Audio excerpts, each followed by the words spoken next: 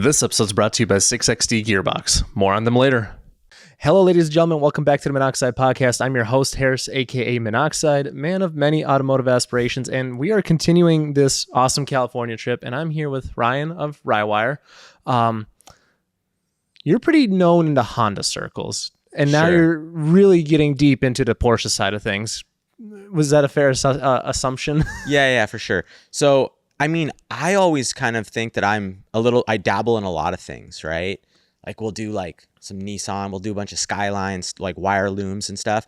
But it's like, I feel like for the business, you have to bring an actual physical car to the table to like be known for something, right? So yeah, personally, I love Hondas and I'll never stop loving Hondas.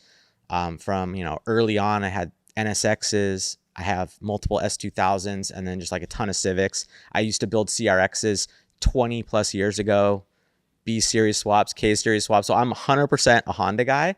But we even do like off-road truck stuff if we have to, or we'll do wiring looms for aviation, or it doesn't for really aviation matter. Yeah, I mean, we get private label stuff. Sometimes we'll do EV specific with like EV clients and stuff like that. We've done engines that run to run as water pumps, like weird stuff. So it's really wherever the clients take us, but I'm 100% a Honda guy, and I started dabbling in the 911 world. My GT3 that you probably could see a little bit behind me, I purchased that like over 10 years ago when the prices were fairly reasonable. And then that kind of sparked an interest. And then I've kind of dabbled in a lot of clients. A lot of my friends have 911, so I've been doing like wiring looms with them. Local shops like BBI, we do wiring looms with them.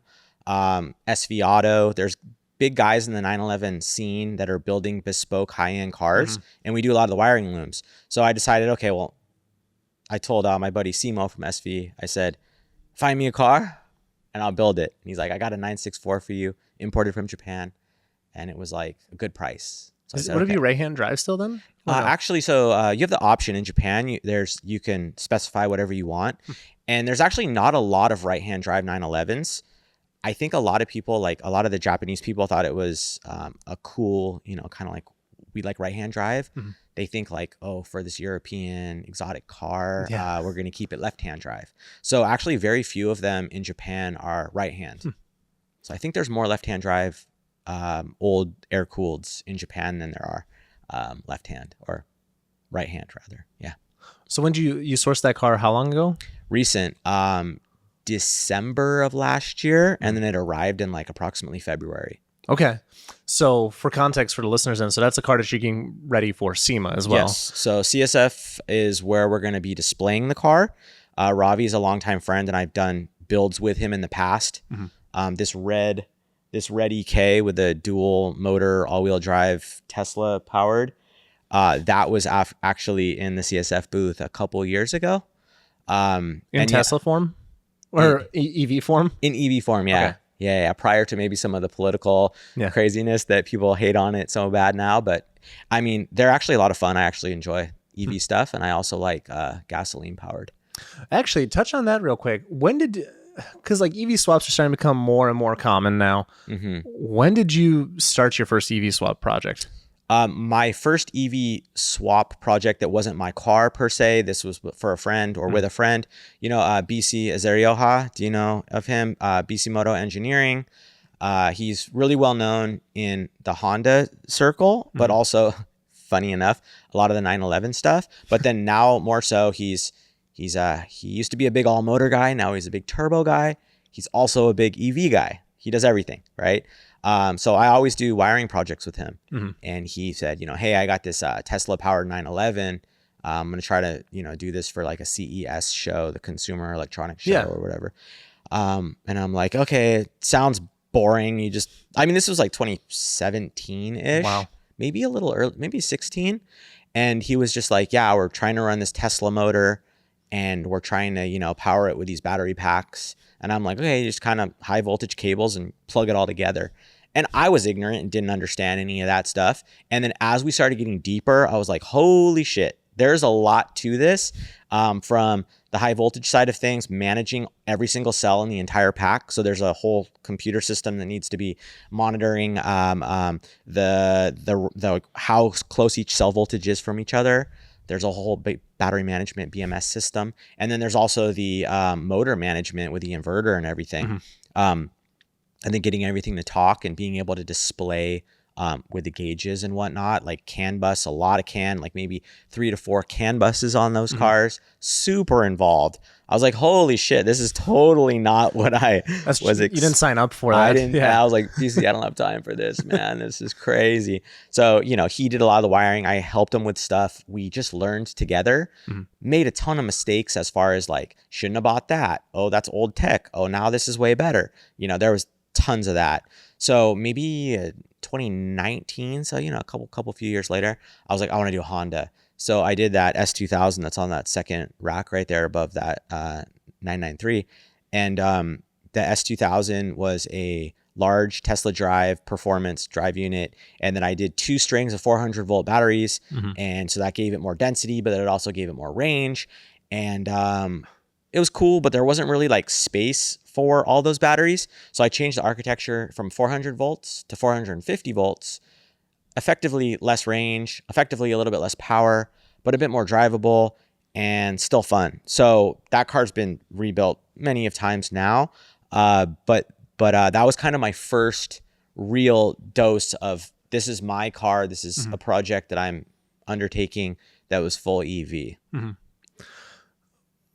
What was it like when you were learning that? So for example, one of the people that I've had on the show is back home. They're known as Patience Metal Fab. They did a EV swap into a Porsche. I think it was a 964. Probably, or maybe an older G body is more common. Potentially. Yeah, they did it years ago at this point. And they ran into the same thing. It's like, oh, we got this. Oh, if we would have waited and got this instead. What was it like figuring that out? And more so, like, what were some of the biggest complications? Like, I think AEM at some point was like acquired as well, right? Oh yeah. So the good news is that AEM was acquired by Holley a bit after my car's kind of getting finished. So it didn't really like affect me too much. I also have some friends over there. You know, BC's really good at tuning and very capable with you know, EV stuff. But he also just only knows. Here's the crazy part. If you're deviated at all from your formula, you don't know what the hell you're doing. And the same thing goes with me. I got guys they'll hit me up and just be like, hey, I want to do this EV thing, but I want to use the Tesla Model 3 motor. I'm like, count me out. I'd be starting from scratch. Your bill would be astronomical. There's no way I'm going to do it, because I've only worked with the Model S motors, okay? And they are different in a lot of ways. They're a different kind of motor. They have different inverters. BC, for example, he does not use the AEM. He uses the AEM VCU, which is like the vehicle control, and it controls the motor and inverter directly. However, he doesn't use the AEM BMS, battery management system. He uses a different brand, Orion. And that was because there was nothing available from AEM back then. So it was kind of like a new implementation. So he was using the Orion to drive kind of the whole car, more or less. So he stuck with that architecture, which is fine. But, you know, one of my cars has that. He was able to help me a little bit, and I can help him a little bit on that. And then with a full my Civics are full AEM. So meaning they have the AEM VCU and the BMS is from AEM.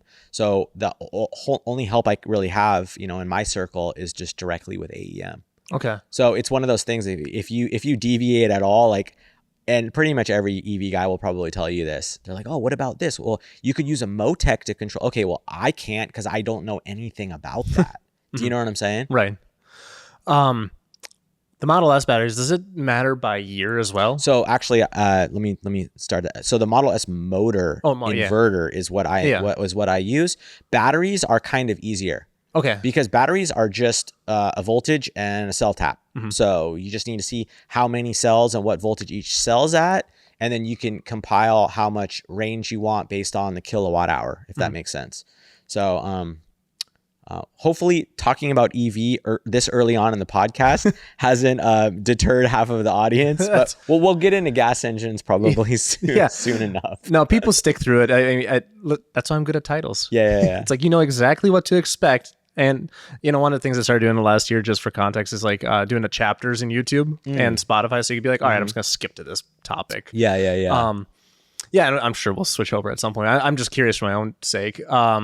So the motors, though, does it, like, if I were to go get one out of a 2025, is that the same as doing whatever 2015 Model S? Oh, let me think about that. No. So they change. Okay. Yeah, I think like 2022 or 21 or something like that is where they change their in their actual motors are completely different. Okay. And then like I like to use the AEM VCU, and that AEM only controls Model S motors. There's another company that does the Model 3 motors.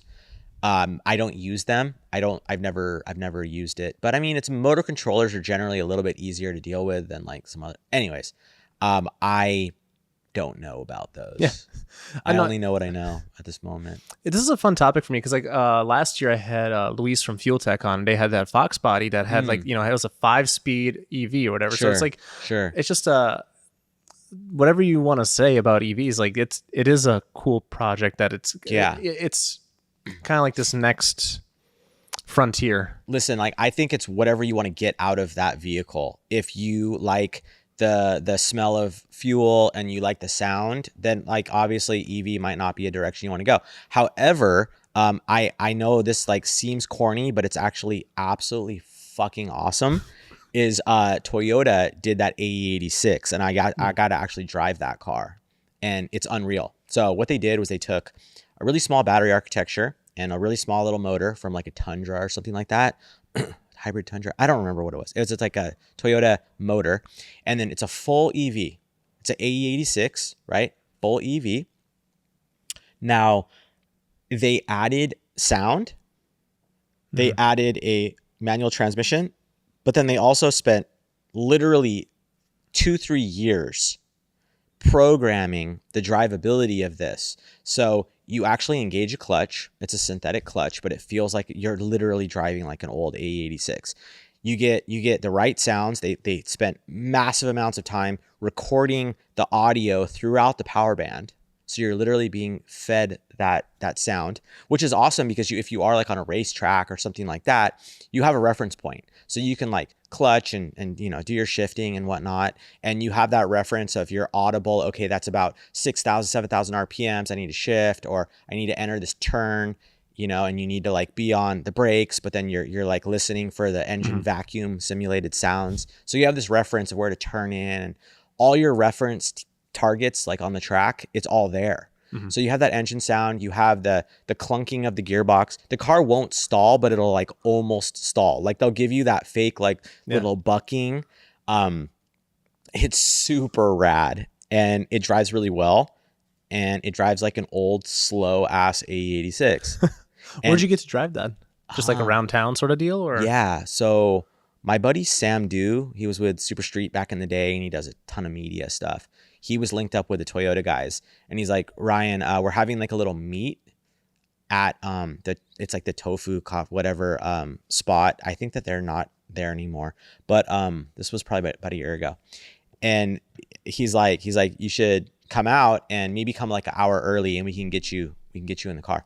So like you know, Dai Yoshihara, obviously. So Dai, Formula Drift driver, kind of retired now, but he does a lot of stuff like the Drifter movie. He's the driver for that. Anyway, so Dai was there, and we got to kind of like drive it with him. And then Ken Gushi was there, like a bunch of the driver guys, all the Toyota kind of friends and stuff like that. And then we were able to just drive it around and get our kind of impression. And I drove it around the block, like a big long mile block square. So I got to rip on it a little bit and really got to experience it. It's a ton of fun. You got to shift it. Like you got to be right with your clutch and everything. So yeah. What is that? Are you able to money shift it? Like, what does that feel like? No, you can't money shift. Okay. It. I was about to say, it's like, there's some weird, if you like mess up, it's not going to like give you a grind, like whatever, but that would be hilarious if it did. Though. Yeah. But it is damn close to realistic. It's super cool. Well, you, especially coming from older Hondas as well, like you kind of you're able to judge what's realistic as well at that point. Yeah. I've driven my fair share of buckets for sure.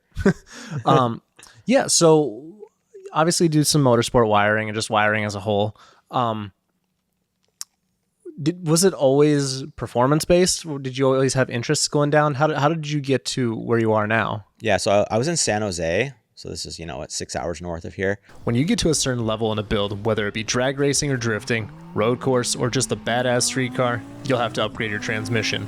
And when we're talking sequential transmissions, there's no one on the planet with a stronger gearbox than 6XD. And the proof is in the pudding here, folks. Half the FD field is rocking a 6XD, and even 3,000 horsepower Vipers have not been able to tame the best that 6XD has to offer.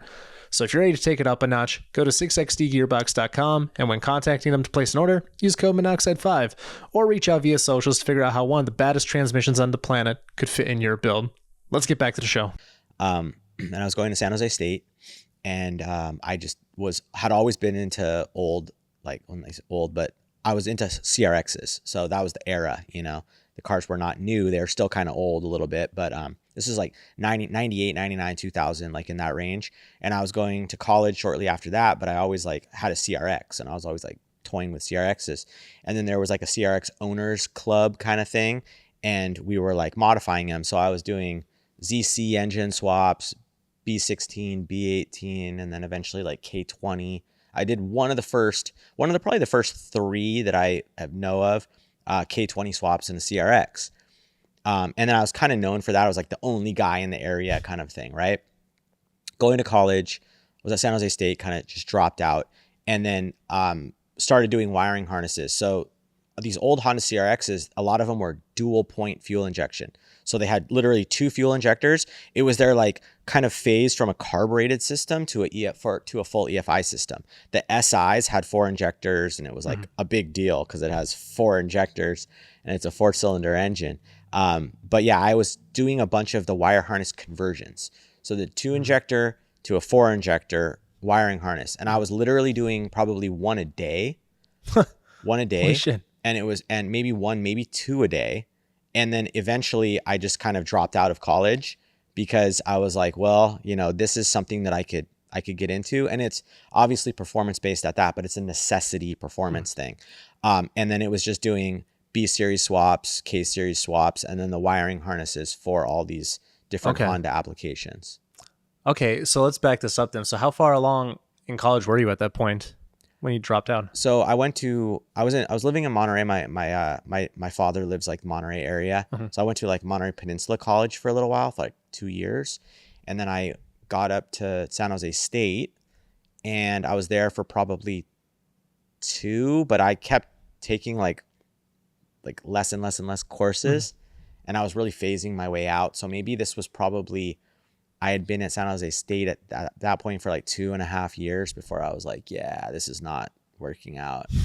So at this point, were you basically I'm guessing you were in a dorm at this point? Or? I didn't do dorm. I kind of skipped the dorm. Okay. One of my buddies went directly to San Jose State. And I went to Monterey Peninsula College for a couple of years just because it was cheaper, and you can earn your credits and work your way into it. He did dorm life, and then he was ready to move out of the dorm right about when I was coming up there.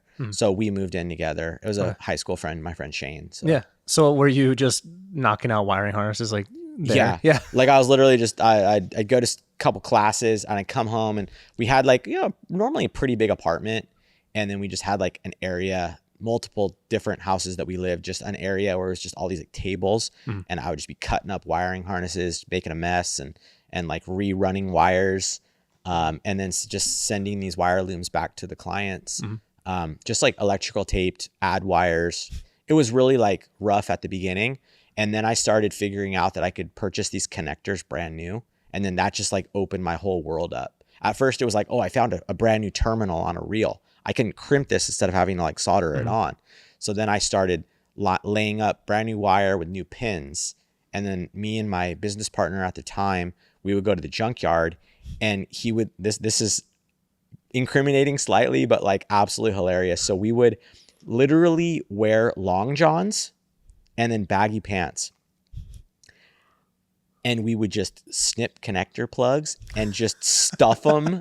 So our pants were just full, right? It was absolutely ridiculous, and not something that you should probably do. And And we would make jokes because we'd be like, oh, is that all the plugs we got? Like, I know you got one stuck in your butt somewhere. So, Oh my God. Because it's literally, we were like Yeah. just packing long johns and these like baggy pants just full of connectors and just like walk out of there like a marshmallow, man. It was really bad idea. But that's how low buck like everything was. It was just like, how can we get these connectors? We got more orders to fill. Like, and then but if the junkyard was consistent, we would have been fine with it. Go to one guy, they're $1 a plug. Like, okay, $1 a plug's like, I mean, I pay like less than that probably like now, but because of volume. But I mean, for brand new, but like used plug $1. And then sometimes they'd just be assholes and they'd be like $5. $5? 500, like that's a lot. That adds up quick. Yes. Yeah. Right. So if it was just $1, we would just buy them. But we're like looking at it like this could be $5, this could be 10, who knows? Whatever they wanted to charge. You're reminding, I can't remember what the scene was from The Dictator. It's like, oh, and I'm the criminal sort of deal. Right. So you're charging $5. Yeah. I'm just gonna adjust that real quick. If you had to guess, I mean, how much volume were you doing back then? Like, how often would you do those trips to go get those plugs?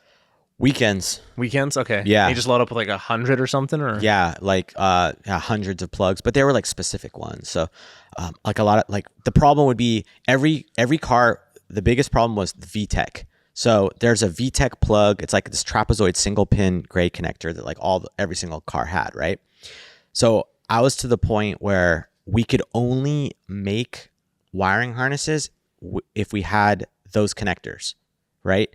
So it's like you're doing a couple harnesses a day, and they're like a $200-$300 wire harness, right? And then it would take like, we got it down to like an hour and a half per harness, right? So, but we needed the plugs. So on weekends, we go get plugs. Now, not every single car has VTEC, right? However, we found that plug exists in different places, maybe on different cars. So it'd be like, oh, this car has AC and it's a 95 Accord. Okay, it's going to have that same plug. Like I was to the point where my mom's 2000 Honda Civic, I switched the connector out to a different one because I needed her plug. So I literally like unpinned it, put like the old school one on that I had extras of, and then I like took her VTEC plug because I needed to sell it to a client. Like that's how ridiculous it got. And then when I finally found that plug, my whole brain just like exploded and went, oh my God, think about now we can actually run a production. So I linked up with companies local, just, at this point I was probably already moved down to Southern California. So at one point, at one point I just decided, okay, well, I'm gonna move to SoCal. And then my business partner followed me down. And then I just focused on getting a shop before I even got any place to stay. And then, I found a manufacturing place in Los Angeles that I could basically submit a design, and then they would try until they nailed it. So they were basically building my like first article sample, and then we're starting to actually make a product that we could sell on a website, keep it in stock, and be able to sell it to a client. Right around what time period was this? Oh man, I'm so bad with that. Let's just call it like 2008. Okay.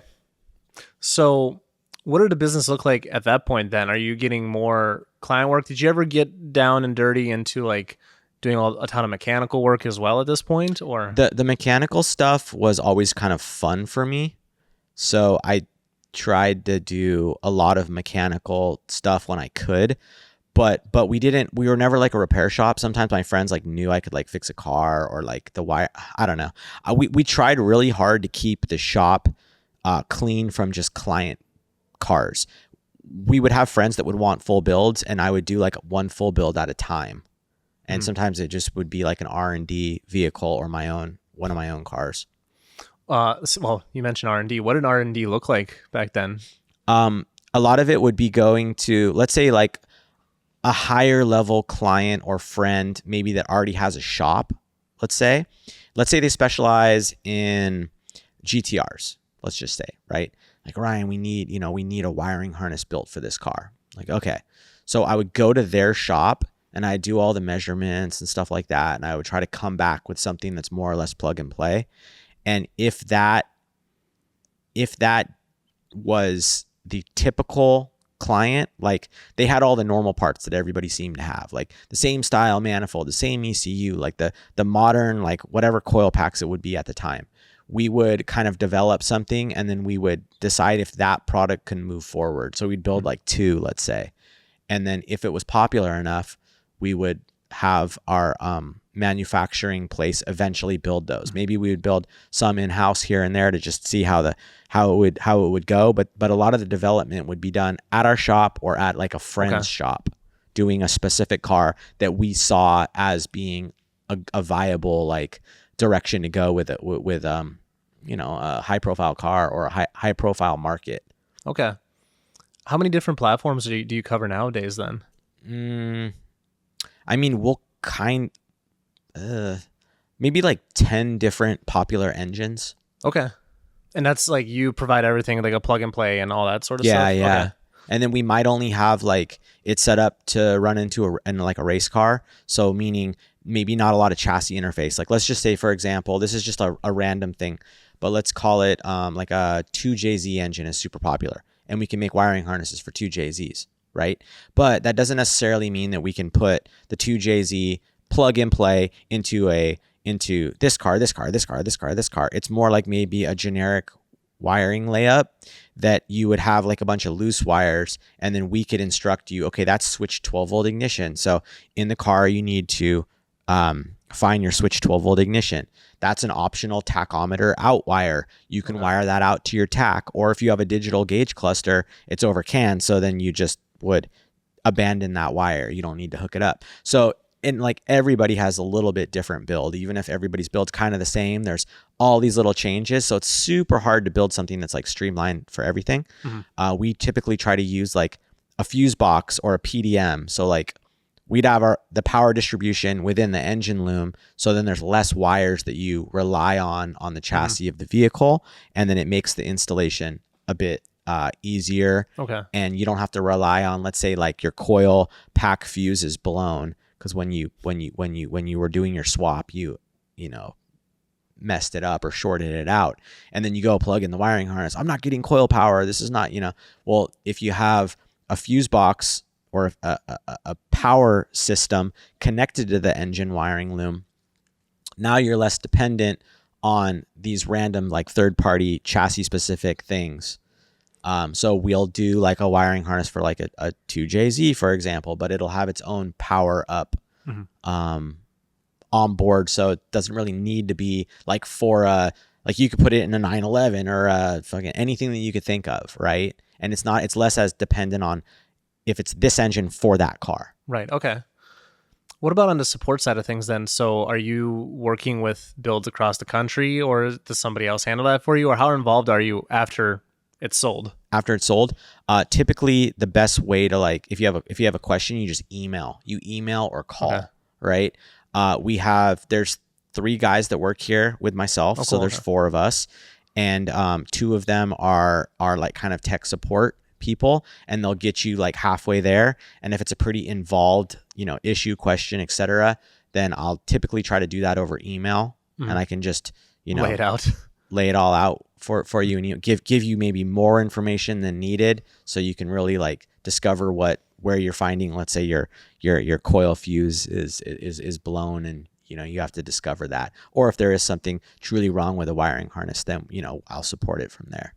I'm curious, right? Like well, let's start with this. For example, what's your most common plug and play that's sold? You said 2JZ? No, most common is going to be the Honda stuff. Stuff still? Okay. Yeah. You don't use a computer from 2006, so why should your build? Why put thousands of dollars into your project only to be limited by a stock ECU that's over a decade old? Even some OEM calibrators are impressed with modern day functionality of standalones featuring advanced launch control, traction control, and of course for those who aren't fans of unscheduled rapid disassembly, engine protection features. Go to TuneByShawn, SHAWN.com, look at some of the plug-and-play kits available and various Haltech goodies you can save 5% on using code Minnoxide. Not a bad idea to shoot him a message either. Link in description. Let's get back to the show. How difficult is it to get into something like that? Like, if I want to, let's say, build one of these, and the EV or like a gas-powered one? A gas-powered one, yeah. Okay, A gas-powered, Honda from the 90s. Yeah. How difficult is it to just get your plug-and-play kit and I want to go build a race car out of it, or a nice street car? It's actually with our packages, it's so easy. I mean, ridiculously easy. Is that chair not comfortable for you? Oh, no. It's this damn HP Academy shirt is sticky in the back. Oh yeah, you're sweating. Shout out Andre. Yeah. I need more lumbar support because like I have 2 herniated discs, so I'm always like I'm like wondering if you're having back issues. Is that job related, by the way? The herniated disc? Oh yeah, like what lifting up things and being super stupid is just like just blowing discs out like left and right. I always have back problems. But okay, so for your Honda Civic with your K20 that you want to like recreationally race on the weekend, dude, we have like plug and play solutions for every single classic Honda. We have different ECU choices, so you could be like, I got a Link or a Haltech or an M-Tron or whatever, and we have an engine harness that's plug and play for that. And then we have even body harnesses that are power distribution specific PDM harness kits. So like you can run race car electronics in your chassis, or you can interface up to your factory body wiring harness. And so like we have a bunch of options because that's like our bread and butter, because people are literally coming full circle. I feel like I'm older now, I'm in my 40s, and I think that I kind of like, I'm not going to say got out of it, but everybody did this. Everybody was Honda guy when they were young, right? Not everyone, but like a lot of people were like 90s Honda golden era enthusiasts. And then they maybe deviated slightly. Maybe they got the like 911 bug like I did for a little while, but then everyone's circling back. So everybody still remembers me when they were young, and I'm still here. So I'm getting these guys twice for sure. That's such a funny way of putting it. It's like, I got you twice. Yeah. But no, it does come kind of full circle. Is like, actually, what is the common upgrade path, right? Like one of the things that I'll see is like a lot of VW guys get into GTRs for whatever reason. Okay, sure. Is there something like that that's like all Honda guys go into Porsches or into NSXs or something like that? I think that there is a little bit of truth to that. I think that there's a ton of guys that are in like, everybody aspires to kind of like have a street or a track 911, I feel like, because it is a great car. And I'll tell you, when I got my first 911 and then I had my track CRX with the K20 swap, I was literally like, oh dude, this Porsche just will do circles around this car on the racetrack. I mean, it's night and day better driver, but a different style of driving. It's like fun in a different way, right? So I feel like there isn't a lot of people in the Honda space that kind of went to the 911 space and then maybe kind of came back a little bit. Another popular car, a lot of GTR, classic JDM stuff. Like you kind of go that direction. Oh, BMW is huge too. A lot of these guys went, go BMW, and then they maybe come back a little bit to the kind of like an stuff. E46 M3 sort of deal. Sure. Yeah, like an older M3. Yeah, like an older M3. And then even some of these like newer BMWs, these guys will maybe race them a little bit, or they'll have really cool daily drivers, and then they'll aspire then to have a track Civic or something like that. Okay. I'm curious, when it comes to your customer base, is it a lot of circuit guys, street car guys, drag race, all across the board? Like, what's that split look like? Everything. Okay. Because I'll have a customer, I'll look at an email and it'll be like a proper motorsport guy, and he needs, like a high-end loom, right? And we do multiple of those a week. I mean, just like every day we do like a standalone ECU to like a Honda, right? So those guys are, I mean, you're spending probably $6,000 on electronics on your car. Mm-hmm. So you're a serious like track person, right? Probably circuit. The drag guys, we get those. I would say circuit's probably definitely up there, and then a lot of street cars. Okay. So a lot of the cars that are just like, man, I just want to put, a B series Type R or a K series engine in my old Civic, and I just want to be able to drive it a little bit, track day every now and then. And maybe they're not like super serious about it, like being a track car dedicated, but they kind of want something in between. What about you though? Did you at any point get the track bug? Yeah, early on. And I've kind of moved past that because I realized that I'm not the fastest driver and I don't want to be. And it's like, I have more fun like working on the cars and building them to be like, I love theory on paper. Like I love to go, oh man, like, you know what you could do? You could put a gasoline engine in the front with naturally aspirated and ITBs, and then a small electric motor on the rear wheels. And, you could do, I just like love that kind of stuff. So when I actually get on the racetrack, I'm like, oh, this is cool, but I'm going to get like lapped. You know what I mean? So there was a time where several years, a bunch of my friends, roommates, close buddies, we kept going to Button Willow. We'll go to Button Willow. It was called Infineon. So Sears, whatever, the NorCal track. And then, I did a lot of Button Willow. So, we would go probably 5 times a year, maybe a little bit more than that. And this is for a few years. So we were doing like a good amount of track days. For years we were doing it. Anyways, kind of like I've taken my 997 once or twice to the track. Once on the East Coast when I was out there, and then all the way on the East Coast. What were we doing out there? So Turn 14 we work a lot with, yep. So we're distribution with them, and I built actually that electric S2000. They was built in conjunction with Turn 14, and so I remember they had us out for this like Turn 14 was doing a lot of driving experience stuff, so they shipped my EV S2K and my 997 out to the East Coast, and we did like a big drive. We did a track day, and then we did a car show, and it was all 3 things all in like 3 days.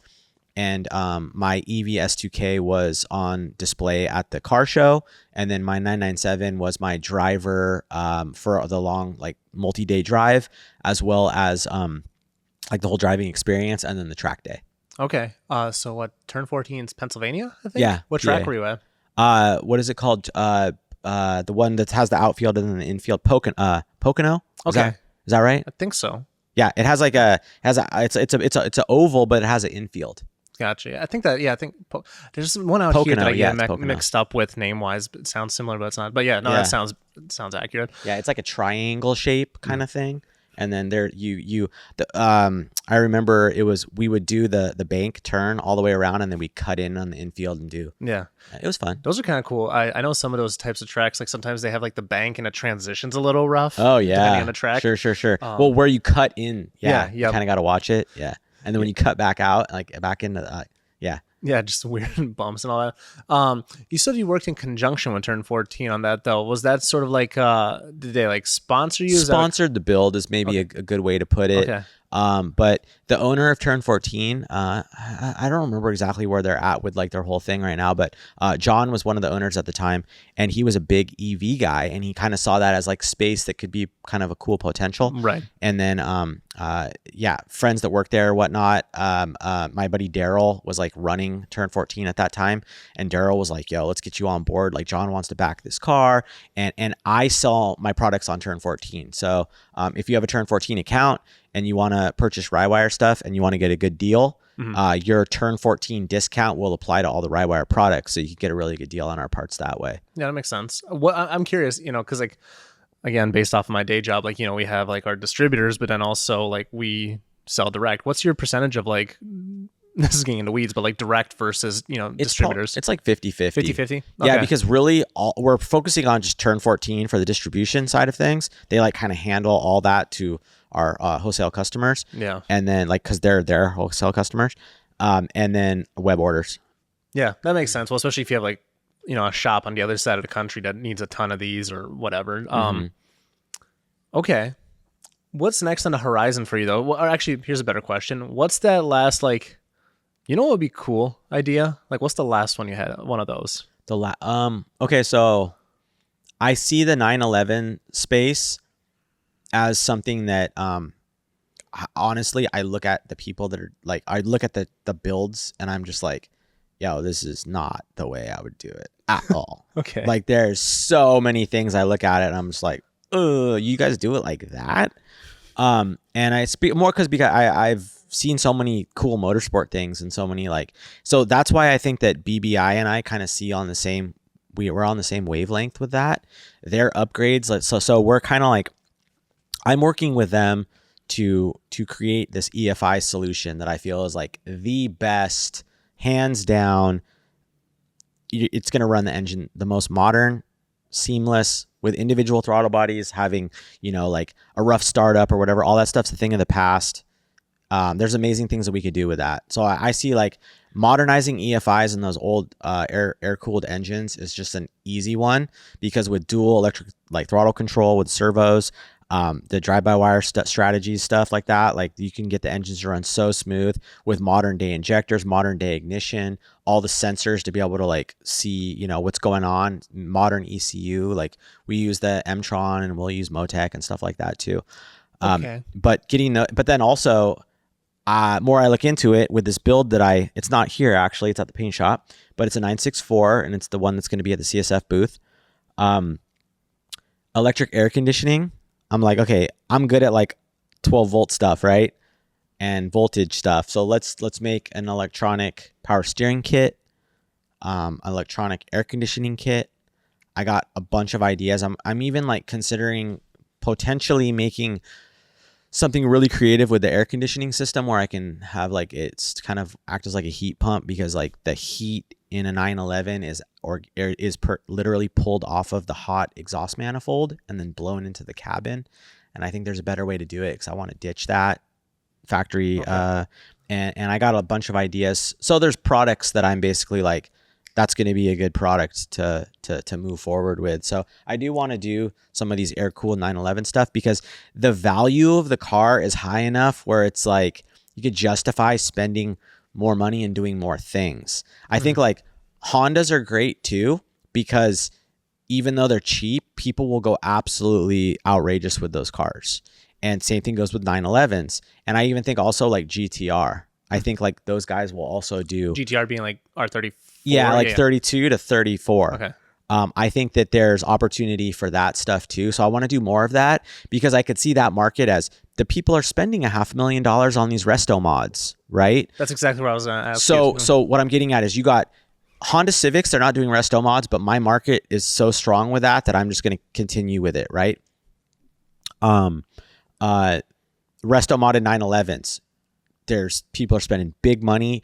And what I'm getting at is I'm not like, oh, they're spending money, so I need to get that money. That's not like what I'm really saying. It's somebody that's going to care for this sort of thing. Yeah. The people are going to care for this kind of stuff and like invest in the car in top dollar stuff, and not just like buy something cheap, you know, like, because my products are going to be high level. If there's a sensor involved, I'm going to use the best sensor. So my cost is going to go up. So my products are going to be on the more expensive side, right?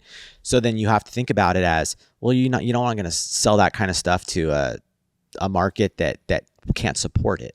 Right. So I try to look at, okay, well, I want to do really cool high level stuff, and what audiences are at that level.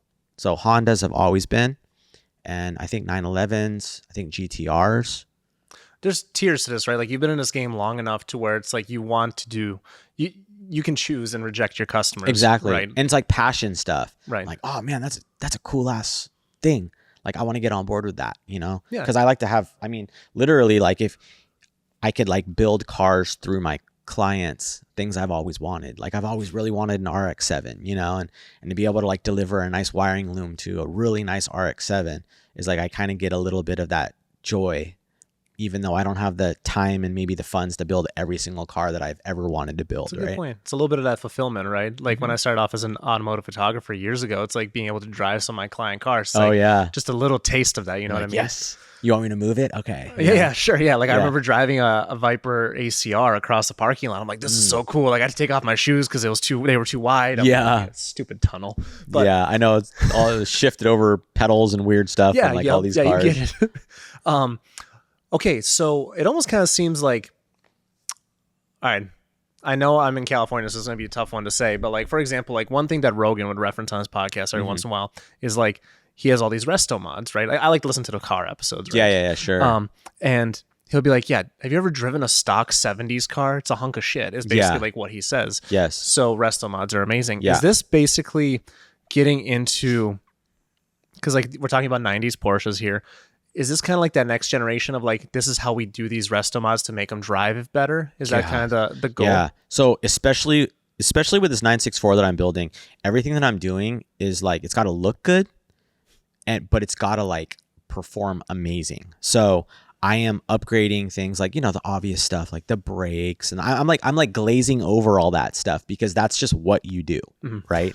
So for me, it's like, man, that like the power steering. Yeah, we're still good on that camera. I was making sure it's in focus. Oh yeah. The power steering, for example, is a dinosaur tech that leaks all over the engine bay. You got it's mounted on the engine. The steering rack's all the way in the front. So like I'm gonna use a more modern electric pump with a nice short system. Get it out of the engine bay, free up some horsepower because it's there is a belt on the back. Okay. Excuse me. There's a belt on the back of that drive pump for the power steering. So, that's literally taking horsepower from the crank to spin that power steering.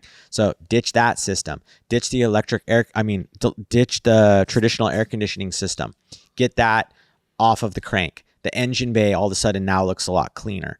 And then you're implementing these systems that are making the car just modern, and the enjoyment factor is going to go through the roof. So I'm not going to go like super wide body. You could, but I'm going to, obviously your bigger wheels a little bit, your bigger brakes a little bit, all the normal stuff, better seats, nicer creature comforts, maybe, have some of that like Apple CarPlay kind of things in the interior just to make the cars that much better. But the driving experience, I have like adjusted arms for the uprights so the front suspension is getting slightly redesigned to be more modern. You know what I mean? They're adjusting for bump steer things, and the angles kind of change. And yeah, so I'm doing all these like drivability mods. And then also like back in the day, I'm pointing over here because I have my engine that I'm putting together. Yeah. But that one has individual throttle bodies. And typically like when you have individual throttle bodies, it's really hard to tune it, doesn't drive very well. But electronically controlled strategy with that, it's going to drive like a modern car. You just fire it up. It's going to sound nasty. It's going to be perfect idle. You target idle. It's going to go straight to that target, and it's just going to like drive so good. Okay. Okay. Take me down this rabbit hole then. So is it difficult to tune individual throttle bodies compared to like a standard sort of common set, or like what's the main difference? It depends on control. So obviously you need them to be synced proper, and you need them to be sized proper. So this is just like the fundamental groundwork of understanding how they work and where they need to be with engine displacement. Because now, okay, think about it like this. If you have a throttle body that's 80 millimeters, right? Like it's a big throttle body, or actually let's call it 60 millimeters. I don't know. But then you have 6 of them that are like 45 millimeters. When you target like a percentage of like idle, for example, like when you're like, okay, I want to idle at this, what you're doing is you're allowing a small vacuum leak because you're opening the throttle blade just a hair, right?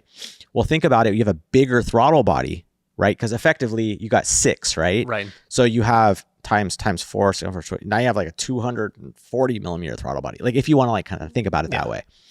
So a 1% increase on that throttle blade is going to be like a massive change in air volume, right? So they are difficult to tune they are difficult to tune ITBs just in general, because you have these massive throttles technically, and you're just trying to request, it's called tip in throttle. So you're just like trying to just get those to just tip in, and then getting the fuel and the air and everything to kind of work. The drivability kind of sucks on partial drivability throttle. But when you add electric throttle control to it, now you have numbers and request targets, and you're using a servo. Everything is massively accurate. So your idle control is way good, and your tip and throttle is amazing, and everything just starts to drive like a normal car. So if you can tune it, you have the right ECU, and you have the right barometric pressures and whatnot, like so your strategies and your plumbing and the vacuum system is proper, then you can get that car to drive like a E46 M3 that has drive-by-wire individual throttle bodies. It drives like a normal car, right? And that's just engine control. It's a lot of time tuning, not a lot of time, but you got to spend a little bit of time in that area on the map, and the car can just drive like a factory vehicle. So, you throw an old 911, it's gonna sticky throttles and like all this old parts. And then even if you throw ITBs on it, it's all cable driven. It's gonna run like shit. But now with electric throttles, no, it's gonna run like amazing. So is this kind of like a market that's just not even been capitalized on? Is there anybody else doing it? People doing it. Okay. Yeah, people are doing it. I mean, I have been an advocate for drive-by-wire. I mean, we can go way back. I still have it. 84 Honda Civic hatchback with a B series Integra Type R engine with Kinsler ITBs. Mm-hmm. It's like a bug right here. He's like right. Is it like stuck on it? Anyways, I'll try to ignore him. B series individual throttle bodies, Kinsler ITBs, right?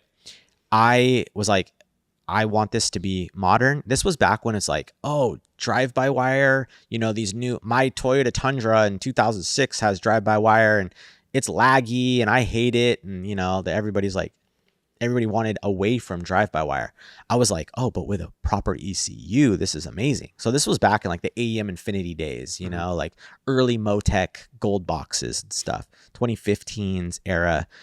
I decided that I was going to try to put a electric motor. I basically took a throttle body and I chopped it and I retrofitted it to where the old throttle position sensor shaft was. And I adapted it. My buddy Gary made me like a little sleeve to like fit it onto the little chuck. And I made a little mount, welded it up. And I basically had like a half of a drive-by-wire throttle body mounted under my Kinsler motor. And dude, one of my buddies from Japan came and I was like, he's like a big old school Civic guy. Saw the ITBs. I said, I converted it to electric throttle. And he's like, oh, what? So he started it up and instantly just started flipping that like bloop, bloop, bloop, bloop. And he was just like stunned. He's like, holy shit, this is amazing. Because my target idle was perfect. You don't have to like rev it for the cold start and try to keep it running. Like you just turn the key, idle's 1100 RPMs, perfectly at target.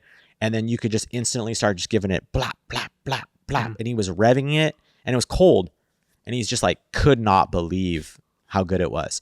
And so before any of these ITB companies had any kind of drive-by-wire strategy, I was making stuff. And I was kind of known. I did like 4 or 5 of them. Oh, that's cool. And so like just kind of proper, but you have to have the fundamentals right. You have to have a ITB system that can control, that can handle it. You got to make your own mounting. You got to like kind of mess with some settings and stuff. And then you have obviously like on the hardware side, and then on the software side, you need an ECU that can properly strategize it and do the drive-by-wire, which they all can now. But that was super early on, and I was doing that, and I was fitting those, and like all my cars ran so much different than everybody else's with ITBs. What's your choice of ECU? I use whatever is going to work for the project. Okay. So we can, one of my daily driver S2000s, I have a Civic Type R engine in it. So it's the FK8 engine, but the FK8 FL5s are all the same. Turbocharged, direct injection. Okay, so for example, that has a Motec M142. The reason why it has a Motec M142 is because that ECU has internal DI capability. Also, they have an FK8 plug and play package. I don't have that package on my ECU. I have a generic DI GPA package. But what I did was I grabbed the injector data so I can run the factory DI injectors. I grabbed that information from the FK8 base Motec package, and then I also grabbed the DI injector pump, the pump data, so the high pressure pump, because those were like, I don't know what any of these values are, so like doesn't even work. So I knew that was an option, and I'm also a Motec dealer, so I hit up my guys over there and I said, how would you guys do this? And they're like, oh, let's do a generic DI package, whichever one you want, and then just grab all the data off of it. And I'm like, oh my God, that makes so much sense, because I was just gonna buy, I was like, what if I just do an FK8 package? They're like, that has a bunch of canned stuff in it that you're not going to need specific. I wouldn't do it. I would do it this way. Okay, that makes sense. Is there ways to use other ECUs? Yeah, there is, but that was my like path of least resistance. I'm already a Motec dealer. It makes the most sense. It's expensive. I got mine specifically for my car when it was an additional 10% off, and then I already get my percentage off. So I paid like half price for that ECU, which was awesome. So it made it kind of affordable, and it was a great solution, and it did everything. And I daily drive it, and it drives amazing.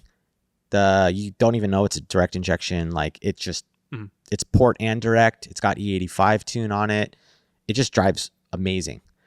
Old 911, we use a lot of the M-Tron ECUs. They can do everything that we need them to do. They got tons of I/O, so the inputs and outputs. We need a lot of bridge control. We need a lot of analog voltage inputs to run these properly. So I like that. It's also a nice price. The KV8 is $3,200 list. It's not that bad. A Motec similar might be another $1,000 more because of the package and stuff like that. It's got 2 internal widebands, so they work perfectly for that 6-cylinder engine, because I'm running two widebands, one on each side. So I like to just use the okay. Here's the fact of the matter. Your tune, if you have a tuner that understands your software, your end result is, in my opinion, always going to be the same. You're gonna, if you've planned properly, your tuner knows what he's doing with his software. He knows strategies. He can get things done inside and out. You're going to have a properly tuned engine at the end of the day. So it really doesn't matter what ECU you use if you can get to where you need to be, however the system is. If it's a super simple Honda engine with a manifold, plenum, single throttle body, like not, controlled by any electronics, no drive-by-wire or anything like that, you can get away with the most basic Haltech or Link, or even some of the factory-based ECUs could potentially work just fine.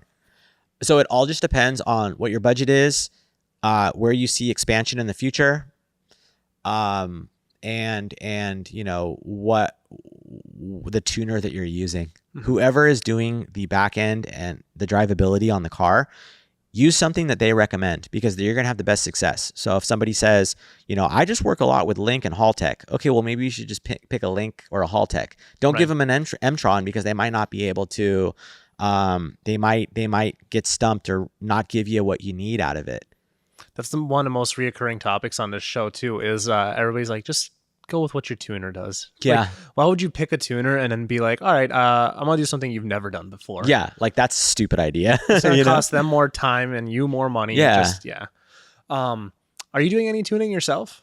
A little bit. A lot of it is programming. So a lot of it's like back-end programming. We sell a lot of PDMs. So if you're familiar with what that is, it's a solid state power distribution system that replaces all the fuses and electronics in the car.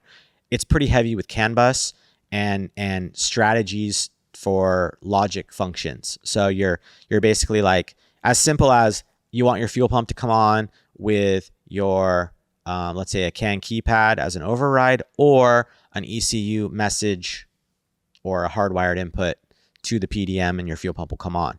I do a lot of that kind of programming and a lot of that kind of tuning. I do some ECU setup, so back end, like calibrating and putting in all the IOs and stuff like that. But I don't sit on the dyno, run the engine. I have friends that do that. So I don't specialize in that part of it, but I'll be like on the PDM ECU, and then they'll be like on the engine management ECU. Okay. And then we'll be kind of like tag teaming it. We've done that a lot. So I've been in the passenger seat on the dyno, making sure that, I'm re-strategizing PDM stuff, changing, allocated like, how much amps each output is requiring. Okay. So I'll like dial in that kind of stuff. If we need to do CAN messages in between that, then I try to do that kind of stuff. But I'm not the best at CAN. I could do it a little bit here and there. But I just get by. I like to be well-rounded. I know the wiring the best, and then everything else with car stuff is a little bit more secondary. Okay. Back to the Type R swapped car. So real quick, because I don't come from the Honda world. Sure. So what series engine is that in that car? That's in the DI Type one? Rs. Yeah. Okay, so it's a K20C1 is what's in that. Okay. So don't be confused with the K20 like A of the RSX. It's not that engine. Completely different architecture. It's like flipped the opposite direction. Like everything is different. So I think that they called it K just because people were so fascinated and loved the K series engine that this is like the new K series. And I guess you can call it that, but let's just call it a generic. It shouldn't be really called a K, because it's really not. So it's K21C, you said? Yeah, okay. K20C. Okay, K20C, okay. Yeah. Okay. So it's a 2-liter newer style K, and it is a direct injection. In my case, it's DI and port injection with a turbo. So factory turbocharged. Like the stock turbo that comes with Yeah, it? it comes with a stock turbo, and Okay. I'm just running stock turbo. Okay, so you're making like Yeah. 350-ish Yeah, horsepower probably? 350-ish, Okay. yeah. And what inspired you to add the port again? Oh, for the port injection? Yeah. I wanted to do E85, Okay. and I know that like, okay, here's the thing. Direct injection injectors, you can't really upgrade them. Like you can, but I don't go that route. Like that's just, it doesn't make sense to me. If you add port injectors on top, now you get all the things. So here's what I love about port injection. It keeps your valves clean, because direct injectors are typically they're, well, actually always, they're in the head. So they're below your valve. So all that gunk that comes in on that valve gets really dirty. Fuel cleans. So when I have my port injectors come in at like 5,800, 6,000 RPMs, right? And it's just a short window, but that's when my injector duty starts to kind of run out, because if I'm on an E85 that day, it's going to require a lot more fuel. And obviously you can run a lot more timing, so you need more power. But like that port injector comes on, so I have ID 1050X, and it comes in, it cleans the tops of those valves, and it gives me a little bit more fuel. So it's not high pressure, like, you know, fuel economy, drivability, and power for DI is all great. But if you throw port injectors on top, now you're kind of cleaning up the engine a bit, and then you're getting kind of free extra fuel. If you have like upgrades, like eventually if I do a bigger turbo, you know, like one of these bolt-on, I can do 500 horsepower. Yeah, you'll be ready to party. Then I'll be ready. I'll have my E85. I can keep it cool, super safe. I can have my ignition like not as, you know, a lot less in the scary zone, and I can make a bunch of power, and then I'll have 1050Xs ready to go. So I can make as much power as I want. It's kind of my daily. I normally daily both of my S2000s, the EV and then the swap one, and I'm weird. I don't have a new car. And I like my old stuff. But yeah, that S2000 had like 225,000 miles on it, and the gearbox was good. So that's why I'm like, should I sell the car? I don't know what I want to do yet. And I just decided I'm going to get a brand new Honda crate engine. Yeah. And just put a brand new engine in it. When did you do that? I did it like a year, like I think it was January. Oh yeah, I went to Tokyo Auto Salon in January, and I couldn't wait to get back. This was like a little over a year ago. I couldn't wait to get back because I wanted to get that engine done, because parts were starting to arrive. So I think I did it but it was my daily. I wanted to get done quick. Took a month. Month to do everything, and I rebuilt the whole car. I even did suspension bushings. I did nitron suspension on it. I did like a bunch of upgrades at the same time. Interior, some like refresh of my new seats, hard top. I did all that, and I just smashed through it, and like it was tuned within like 5 weeks. Holy shit! Yeah. So I've never been to Japan. What is that like? Like, have you been to Tokyo Auto Salon a handful of times at this point, I imagine? I think I've been to Japan like 15 times. Holy shit. Okay. Yeah, a lot. I try to go. I was going twice a year for a little while. Before COVID, I was going like twice a year. But I try to go at least once a year. Okay. Yeah. What's the bucket? Like, for example, like my most frequent flyer is, you know, Dallas or Texas, right? Okay. Like that's where I've gone the most for podcasts, for Texas 2K, all that sort of stuff. Yeah.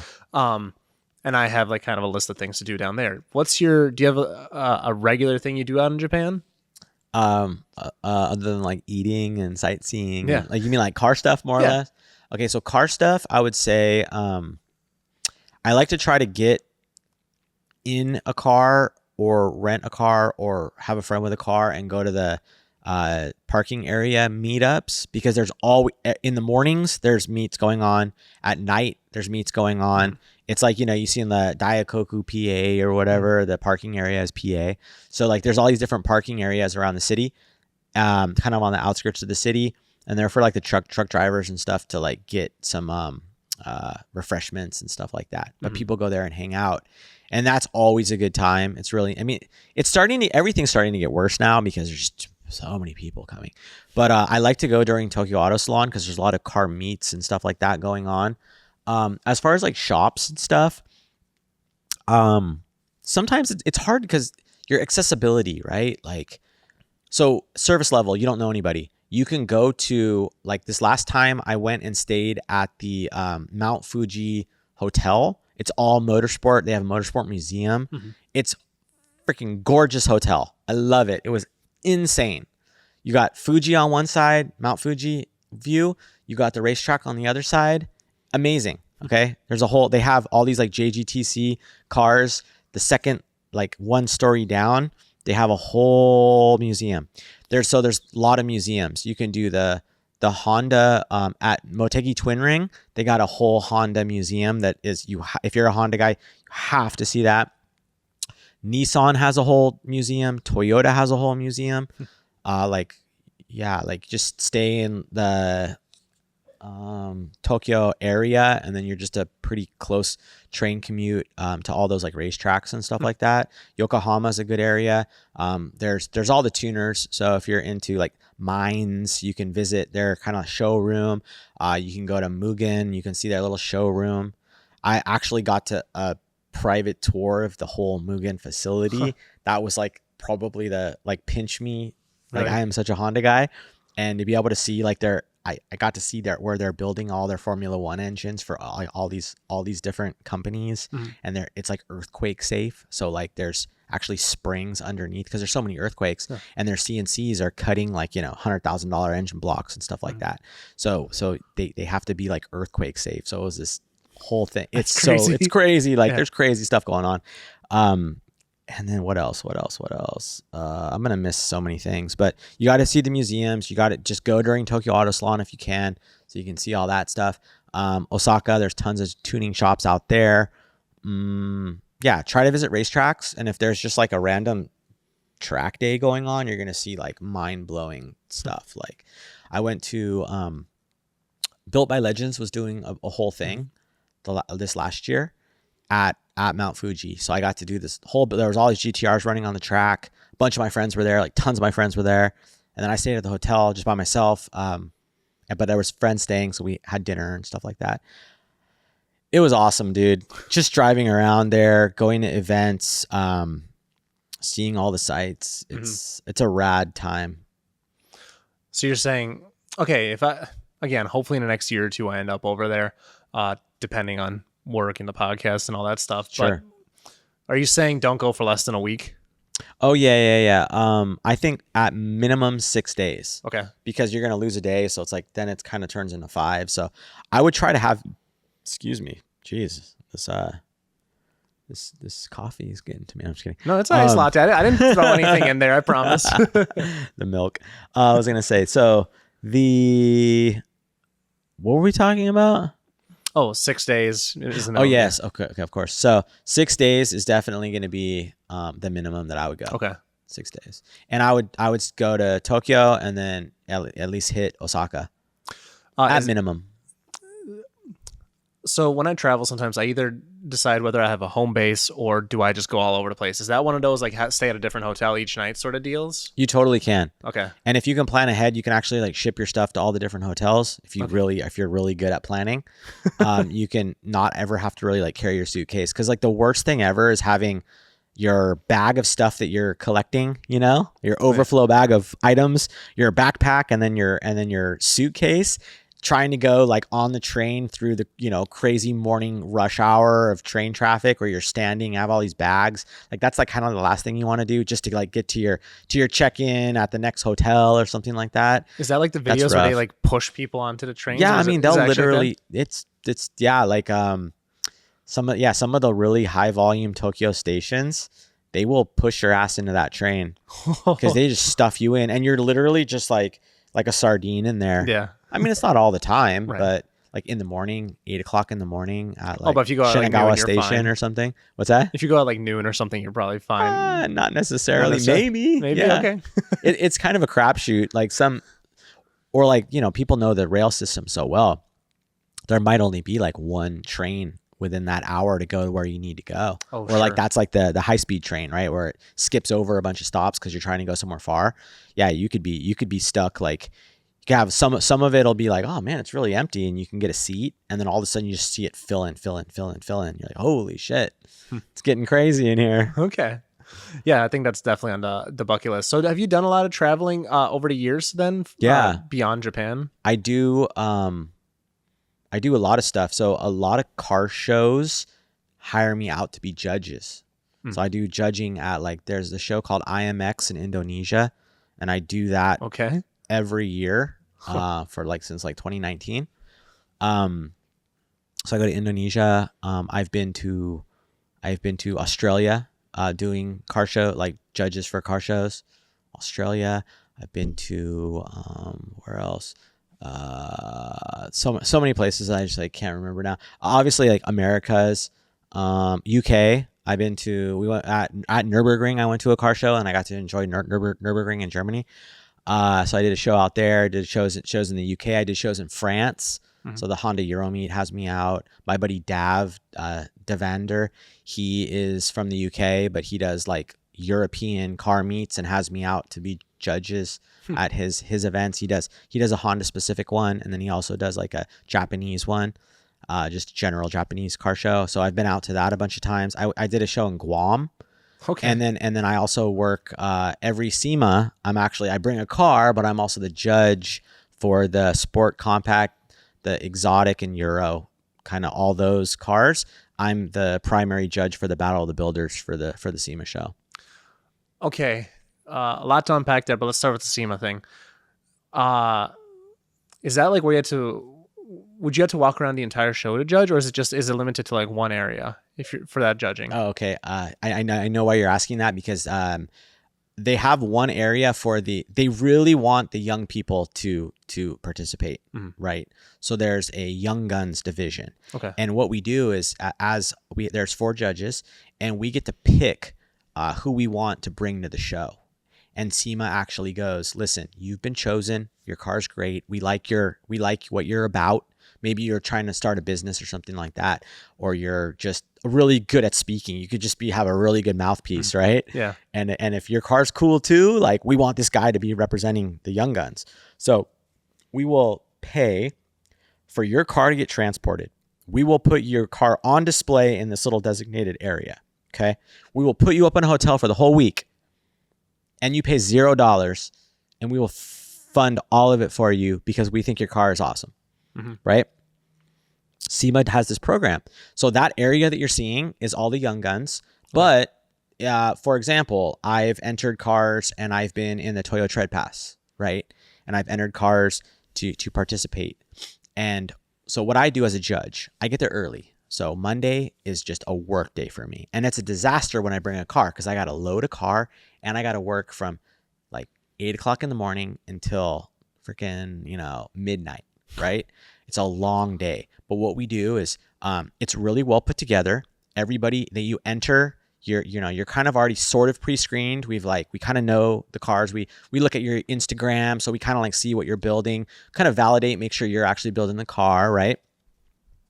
And then the Battle of the Builders staff takes us around strategically throughout the entire show, even back parking lots to Central Hall, right? And we see every single car that we want to see. So like I said, I'm doing my research, and if I'm like, yo, this car, like this guy didn't even build it, or this is, cause it's the Battle of the Builders, or this is just a paint job, or this is just a body kit, I could look on your social media and see that. I'm like, it's cool. It's at the SEMA show. Great. But it's not at the level that we want as Battle of the Builders. We want to build. So you mean a full teardown chassis. We want metal work. We want, I'm looking for bespoke electronics, cool ideas, things that just are different than your just thrown together thing, right? They got to run. They got to be proper drivers. They got to at least start up and be able to drive to, because we do the whole event and then we get all the cars together, the top, 3 in each category, and then they judge each other, right? So we're not judging it all the way to the very end. We're just getting to that top 12. Okay. So we go around that whole day and we look at every single car, crawling under cars, like looking at, some of these hot rod builds. Like I got to see them. Because I got to help the hot rod guys, I could be the like icebreaker potentially, right? So I'm crawling under these cars, looking at all their undercarriage. Like shit's wild, dude. It's really cool. Like the hot rod builders, they're multi-million-dollar builds that take several years. Some of them are like, oh, we've been building this one for 6 years. Like, it's wild. So it's really tough competition. So if you make it even to like the top, 12 of your category, you've done really well. Okay, so day one basically, so the cars are spread out throughout the show. Yeah. Okay, so I'm understanding that correctly. And then, again, if I'm understanding correctly, you bring all the cars together in one area at some point then? Eventually, not all the cars, the top like 3 of each category. So you around 12 cars, but then there's also more cars around because they're the young guns that got the free passes. Mm-hmm. So, okay. And then you said you're doing just sport compact, right? I'm technically just the sport compact, exotic, and Euro judge. Okay. There's also trucks. There's also a young gun specific kind of category judge. And then there's also the hot rods. Okay. Oh, okay. So are you so young guns is a separate judging thing than sport compact or no? Kind of, sort of. It's kind of like turned into its own thing. But it is all tied together and linked together. Like a young guns could win the whole thing in theory. Okay. But it's pretty much always a hot rod build. Because like I said, you're talking, $3 million in 3 years. That's hard to compete with. Yeah. Is that kind of like when you say hot rod builds, are you saying like Ring Brothers sort of stuff? Yeah, like Ring Brothers could compete. I feel like some of the really, really, really high end builders are starting to like not really enter because I guess they've like won too many times. The Ring Brothers have won a lot. They're quite the spectacle. Oh yeah. But then there's also guys that have reached a level where they've literally like their business has completely changed because they've won the event. Oh yeah, 100%. Okay, and then isn't there like an age restriction as well? An age restriction.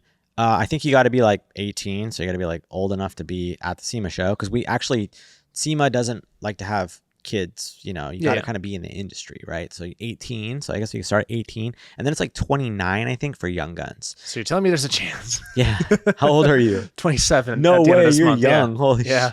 Okay. Yeah, it's funny when I do this podcast, people are like, yeah, you've seen this TV show. I'm like, that was before I was born, big guy. Yeah. We used to do a TV show for the Battle of the Builders. Oh, okay. And like it was like Chip Foose's crew. They would all, like the Foose people would be all like the hosts for it and stuff. It was really cool. They stopped doing that because TV is just not what it used to be. So now we just like stream everything, and they have like it's its own kind of like thing, this whole show and whatever. But the SEMA stuff's really cool. So like I don't feel like that my builds are I'm doing like 1 year builds kind of thing. If I was going to really compete at a really high level, I would need probably a little bit more budget, a little bit more time. But I like that instant gratification. I can't really wait more than like a year to get a car done. So I try to just go like, okay, I'm gonna start building, and then then every other year I normally do a car. Okay. When it comes to judging, then kind of explain how that works, right? Like, is it like a scorecard? Like, all right, undercarriage is this? Yeah, we don't. Yep. That's the funny thing about judging. Just in general, there's either the scorecard, which I do not like scorecards. This is why, because there's a scorecard with a section for audio. Well, maybe your car doesn't even. Maybe you have a Bluetooth speaker in your car, and it's not an audio car. So now instantly you're going to lose 10 points. Let's say it's 10%. There's 10 categories. Now audio, you got none. You're starting at 90. Like every car's built for different reasons, right? And I like to look at a car. I like to stand back at a car and go, does this car draw me in? Am I feeling like I'm getting reeled in? Like, if I'm 10 feet away from it, is that thing just sucking me in? Like, holy shit, I need to see what's under the hood of this. Or, oh my God, look at that wheel fitment. Like, it's perfect. The tires are meaty, but it's so low. And like, you're looking at angles, or you're like, oh man, this thing's all pitch crazy that you could tell it's not even like lowered properly. The wheel fitment's all off, right? And then you can know right away. And like that can make or break you as just being absorbed into this thing that, it's like, it's art.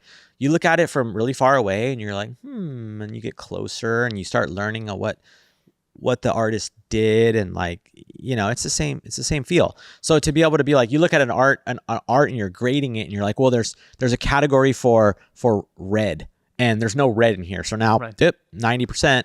Like, I don't like things like that. So we don't judge that way at SEMA.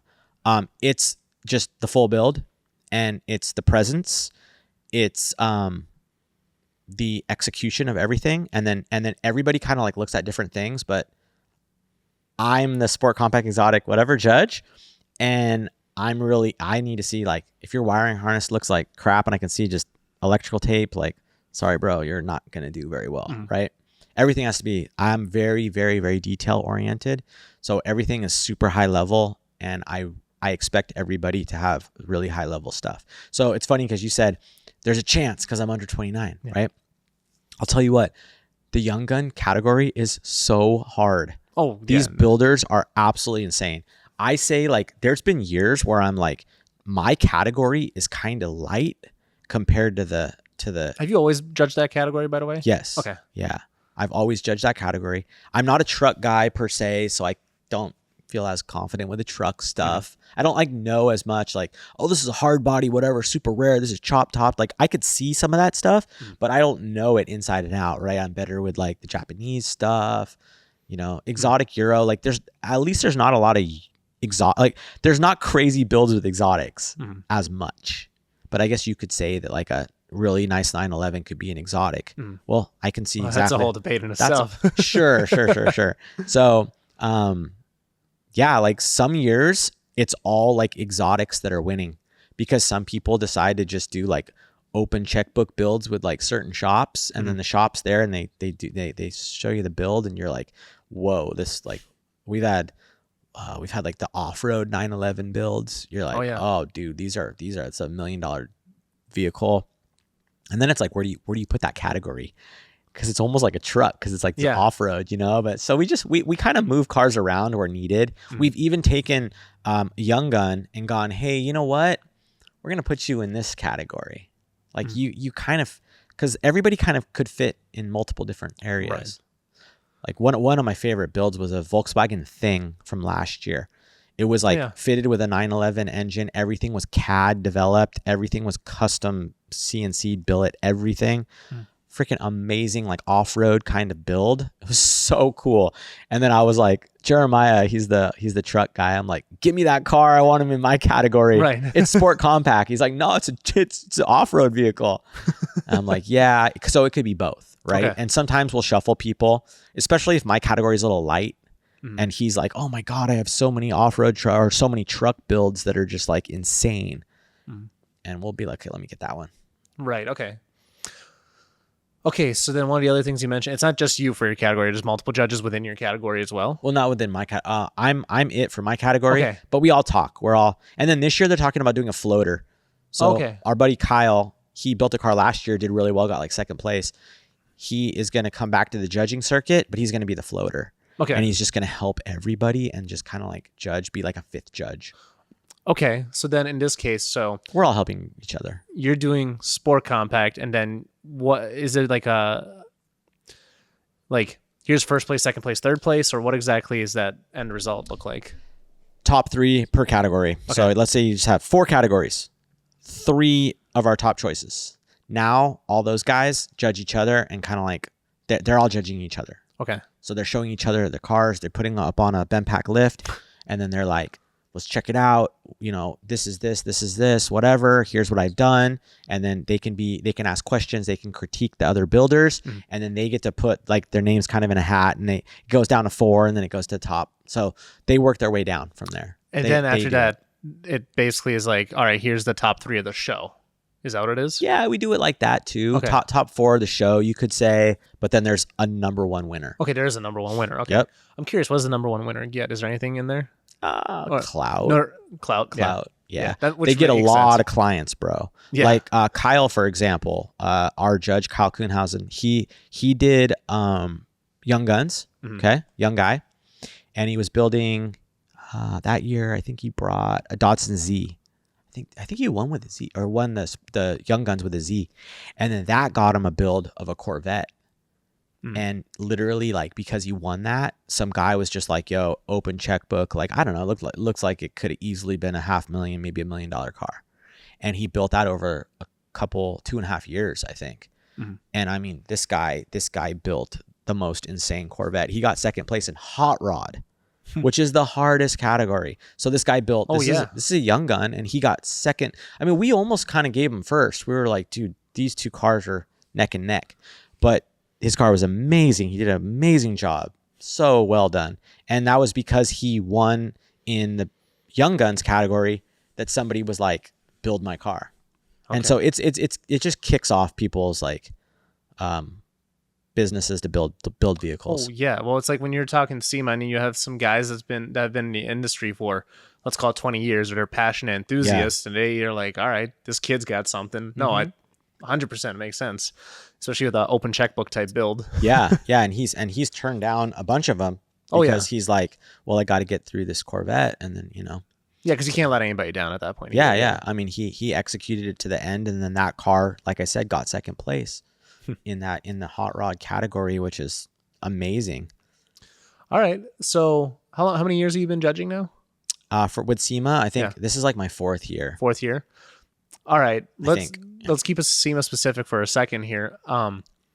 What are your favorite builds? What has pulled you in the hardest?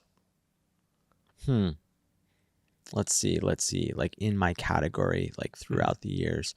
One of my favorite builds.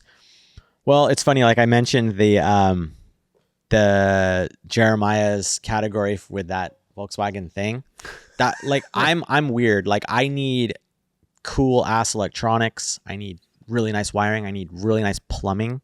If you come to the show with some Chinese ass, like, all black AN lines that I can tell were just like, Amazon to you like the night before, you're going to get a lot less points. Cause I know, like, I want to see like BMRS, like I want to see like proper high level, like plumbing, electrical, like all that stuff. So that Volkswagen thing was like definitely at my top. But there's been some stuff where they're like different kinds of builds. They're not like all motorsporty. There was, let's see, some exotic stuff like Aston Martin that was done, and it was like all fitted out with oh my god, I'm like having what's it called, mind blank, but what's the movie with the Austin, and then the like it's all fitted with like machine guns and stuff like that. Why am I like James Bond? No, yeah, so it was like this James Bond themed Austin that was multi-million-dollar build, like high level stuff, smoke screens and like machine guns, and like, but it was like all hidden and super well done. The car was insane. Bro, it was like probably a $3 million build. I don't know. I mean, it probably cost $2 million to build it. They charged $3 million or whatever it would be, but so high level, just next level stuff. Like it's kind of corny because it had like smoke screens and it's what the guy wanted. Right. But everything was done at the level where you're just like, this shop knows what they're doing. It's crazy. So that really stood out to me. I have seen some like classic 911 stuff, like the Gunther Works. They entered early on. This is like my actually, they entered, and then also like the Russell built off-road 911. That one was so cool to see. It all has like Motec electronics and like high level stuff, but just like a car like that, and then it gets dropped off at SEMA, you're like, whoa, and you get to judge something like that is really special. So those are probably some of my standouts. Okay, over the years. Okay, now let's start talking a little bit about judging overseas and stuff. Yeah. So Indonesia is the one that stuck out. Guam stuck out to me. Like those are pretty far from here. Like how did you get mixed up in that? Through SEMA, I imagine? Or so a lot of it was just because of like, actually, I think that the Indonesia guys, I think the first year I went, because my friend Big Mike got asked because he was on a TV show where he built an old Datsun Z. What was that show? The Gas Monkey Garage. They actually asked me, because of SEMA, because we both did really well. I got like top honors. I had a DC2 Integra. It was orange, pneumatic paddle shift, full Motec, like freaking crazy ass build, right? And I brought it to SEMA show, and I was like, I was with Chip Foose, Ring Brothers, and then like me. And ours was like the top builds of the SEMA show. This was back in like 16 or something like that. And So then because I was a top builder, they wanted to do something JDM. So they like asked me, and I was like, the pay was too low and the obligation of being gone for like 5 weeks right in Dallas or whatever, where the Gas Monkeys, I was like, I'm not going to do the show. It could have been cool, but Big Mike, my friend Mike, we entered his Prelude and he did really well the next year. So I was like, I got to back to back. And that's why I became judge, because I kept bringing like crazy import stuff to the show and like not winning, but like winning the imports section. Right. So with the Prelude, we did really well. And then Big Mike got asked to be on the Gas Monkey show. He built a Datsun Z. So he was like doing really well, like building his name up. And then they asked him, hey, can you judge in Indonesia? And he's like, yeah. And they're like, well, we need another judge. And he's like, you know Ryan, right? Like, yeah, I know Ryan. He's like, can you ask Ryan to come? Do you think he would go? Like, yeah, I can ask him. I'm like, hey, you want to go to this? I'm like, yeah, I'll go. Cool trip. And like, I could travel after. I can get, free. Everything's free and they pay me something. I was like, yeah, I can make that happen. Do like a week or something. Make it a vacation a little bit, a little bit of vacation, a little bit of whatever. And then so they found me kind of through SEMA. And then I started judging SEMA. And then they're like, that validates it because now he's the SEMA judge. So they really ran that whole thing that, we're, bringing the SEMA judges in for the show. Mm-hmm. And so that's how I kind of got linked up with Indonesia. But everything's just, it piles up, right? Like social media posts got me to work with HPA for that one class like many moons ago, right? We did the wiring course with HPA and it was all just through social media and post stuff and they just find you people. Like I think Andre said, oh, we want you to do this show because you're the biggest like wiring Instagram account at the time or whatever. I'm like, okay. So we want to do a wiring electronics course. And then, so I did that one. Do you know how crazy social media is, by the way? Like, I know. I texted Andre and I'm like, hey, do you know anybody in California? This guy in New Zealand tells a Minnesota guy who to talk to in California. Yeah. Like, it's just, it's crazy. Yeah, because he was just here. Yeah. And, I think he was doing like some tuning with like Honda or something like that. They flew him out. And then he was like, I noticed that he was probably, that was during the week, and then weekend they don't normally work. And then so I asked, it's still on. I asked and I'm like, yo, you should go to this like Cars and Coffee thing. I'm like, I've actually never gone to this one before, but it's supposed to be pretty big today. He goes, oh, you're the second person that mentioned that. I'm like, well, meet up at my shop or whatever, and let's head over there. So he had an FL5 that he was borrowing. And the red one. Yeah. So then we both drove out there, went to that meetup and just Cars and Coffee and hung out for a minute. So it was nice to see him. I normally only run into him in like PRI or SEMA. Yeah, it looks like he's going to PRI this year. Like he was asking if I'm going to make it out. I'm like, because I had a booth last year. That's when I did all the interviews. Oh, cool. And I'm just you were literally doing it like your booth was so like, where was it the JW Marriott, like where you come down from there? 100%. Yeah. That was the first booth you would see there. Got it. Just worked out by chance like nice. that. Go down that escalator and you're like, boom, on the left. Yeah, first one had a big banner or whatever. And people were like, what's going on over here? Yeah, and then you're just talking to people and they're like, oh, who's that guy? Yeah, it was kind of cool. And then we had to schedule and stuff on that. And I'm going to see if I can do that again. I'd prefer to get 2 booths though, just because like the booth next to me had like those electronic jacks or whatever. Oh, and I was just going click, yeah, all day. So I don't know. I'd prefer to get like a little more space. It'd be kind of cool to bring a car too. Yeah, sure. But you always want to have a car there just so it reels people in more. Right. Yeah. So we'll see what happens. But yeah, Andre's like, oh, I'm going this year. I'm like, fuck. Now I have to try to go because like try to cross paths. Yeah, that's cool. Actually, so many rabbit holes. Why not just get a Type R? Why put a Type R engine in an S2000? I mean, it's a valid question. I'm weird. Like, I just love, there's different ways of saying it. I love wasting money. No, I'm just kidding. I love, well, shoot, it's cool because it's an old car. I already have it, right? If I just get a Type R, I'm not learning anything, right? And it's hard to justify like chopping something apart, or how are you gonna reinvent it better than the technicians that designed it?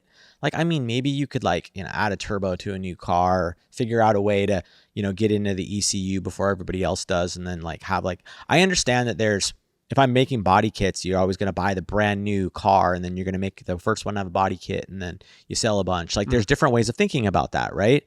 But for me, I like older stuff and I like tinkering. And that's just been me. Kind of old CRX, put a K20 in it. Kind of old Porsche, make it modern EFI. Old Honda Civic, put a Tesla drivetrain in it. Like, I'm always doing crazy stuff like that. So it's kind of my formula. So I'm going to kind of stick to it. Like I said, I got no new cars. You can tune a brand new FL5. I've driven them. The SEMA guys had me go out and do a drive in the FL5 before it really came out. And it was awesome to be able to experience it and drive that car. And it drives probably a little bit better than my S2000 just because it's made and fully developed for exactly what it is. But it's just sometimes more fun to just cram a bigger engine. You know, you always go, oh, this is how it should have came from the factory. Like, how many enthusiasts have said, oh, this is how it should have came from the factory? That's me with my Mark 8 GTI. There you go. It could have been great. Dude, you could have had this turbo. It could have had a little bit more. It could have been a dual cam. That's a single cam. It could have been a dual cam. It could have been this. Could have been that. So for me, it was just like S2000 doesn't really have a lot of torque. High revving, which is great. But like, they don't have a lot of torque. Naturally aspirated. What would Honda do now? They would do their most modern engine in that car. And it's rear wheel drive. So I thought it was just neat, interesting. How did it change the driving dynamics of it? Did it change much? Not a lot. Okay. Not a lot. Just maybe a little bit more like boost around corners. So you have to kind of be, instead of just like that flat out around the corner, let's say, with a little bit of boost, you end up kind of like not maybe quite at, like, it's a little bit more like rowdy. Okay. You know? And if you want to just like hit the gas a little bit and just do a little like slide, like you could do that, you know? Whereas if it's kind of like a grip monster, it's kind of a grip, it's kind of like a grip monster, naturally aspirated, it's high revving. You don't really like lose traction and stuff as much, right? But with the turbo spools in, you have like instantly, you have a few pounds of boost in there and you're like, whoa, this is kind of a different car. Oh yeah, and what does the car weigh if you had to guess? Oh man, they're not heavy. Shoot, why do I not know this? It's probably 26 or something like that. 2,600 pounds. Yeah, like not that heavy. Yeah, but when you're making, what'd you say, 350 wheel? Like that's a really fun car. Yeah, it's perfect. Yeah. I kind of want to talk a little. Okay, so you have these plug and play harnesses and all that. You're also in the parts game as well, then, though, right? Yeah, kind of. Yeah. Okay. We do parts. I like to do complementary parts. So like, let's say we'll resale injector dynamics injectors, let's just say, because it goes hand in hand with our products. You know, you want high level injector when you're doing that, right? We do like coil pack retrofits. So then we are selling other brands coils or factory, part numbered coils. And then we do just complementary stuff. And I try to kind of dabble a little bit, but I don't want to just like sell like exhausts and turbos. And I don't want it to just be like a web store. I want it to be like electronics focused, sensors, engine control, power distribution modules, that kind of direction. Is there any instances where you're making like some of your own kits as well in that space, like for like swaps and all that as well? Yeah, like we have, this is just kind of a product that I could think of off the top of my head real quick. We make a drive-by-wire pedal kit for like a Civic, for example. Okay. So what that does, I wanted to do it forever, but then I needed to do it when I did my 2 EV Civics, right? So those 2 EV Civics needed electronic pedal to control the motor. But also, if you have a standalone ECU, then you can control your electric throttle body with it.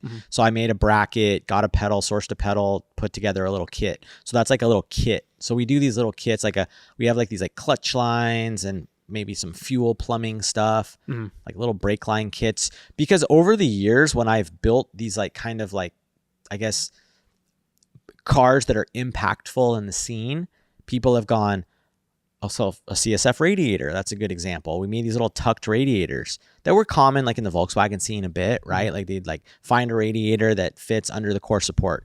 Well, I got with Ravi from CSF. This is my first time meeting him back at the SEMA show in like, early teens, whatever, 2013. And I was like, hey, I got this idea to make these radiators. I'm kind of doing them through this other company, but I want to do them like ORB. So you can go and like do an AN line, or you can do a Wiggins clamp, or you could do like all these different options. I want them to be a certain size, whatever. He's like, yeah, let's do it. So I private labeled those radiators Oh, cool. with Ravi from CSF, and those are a CSF. It's an exclusive to us product that is very universal, and so it's like products throughout the years. Like I wanted to just tuck my radiator in my CRX, and that's where that product line came from. So it can be used for performance application or car show kind of deal, or just packaging constraints. There's a ton of different reasons why somebody would use a radiator like that.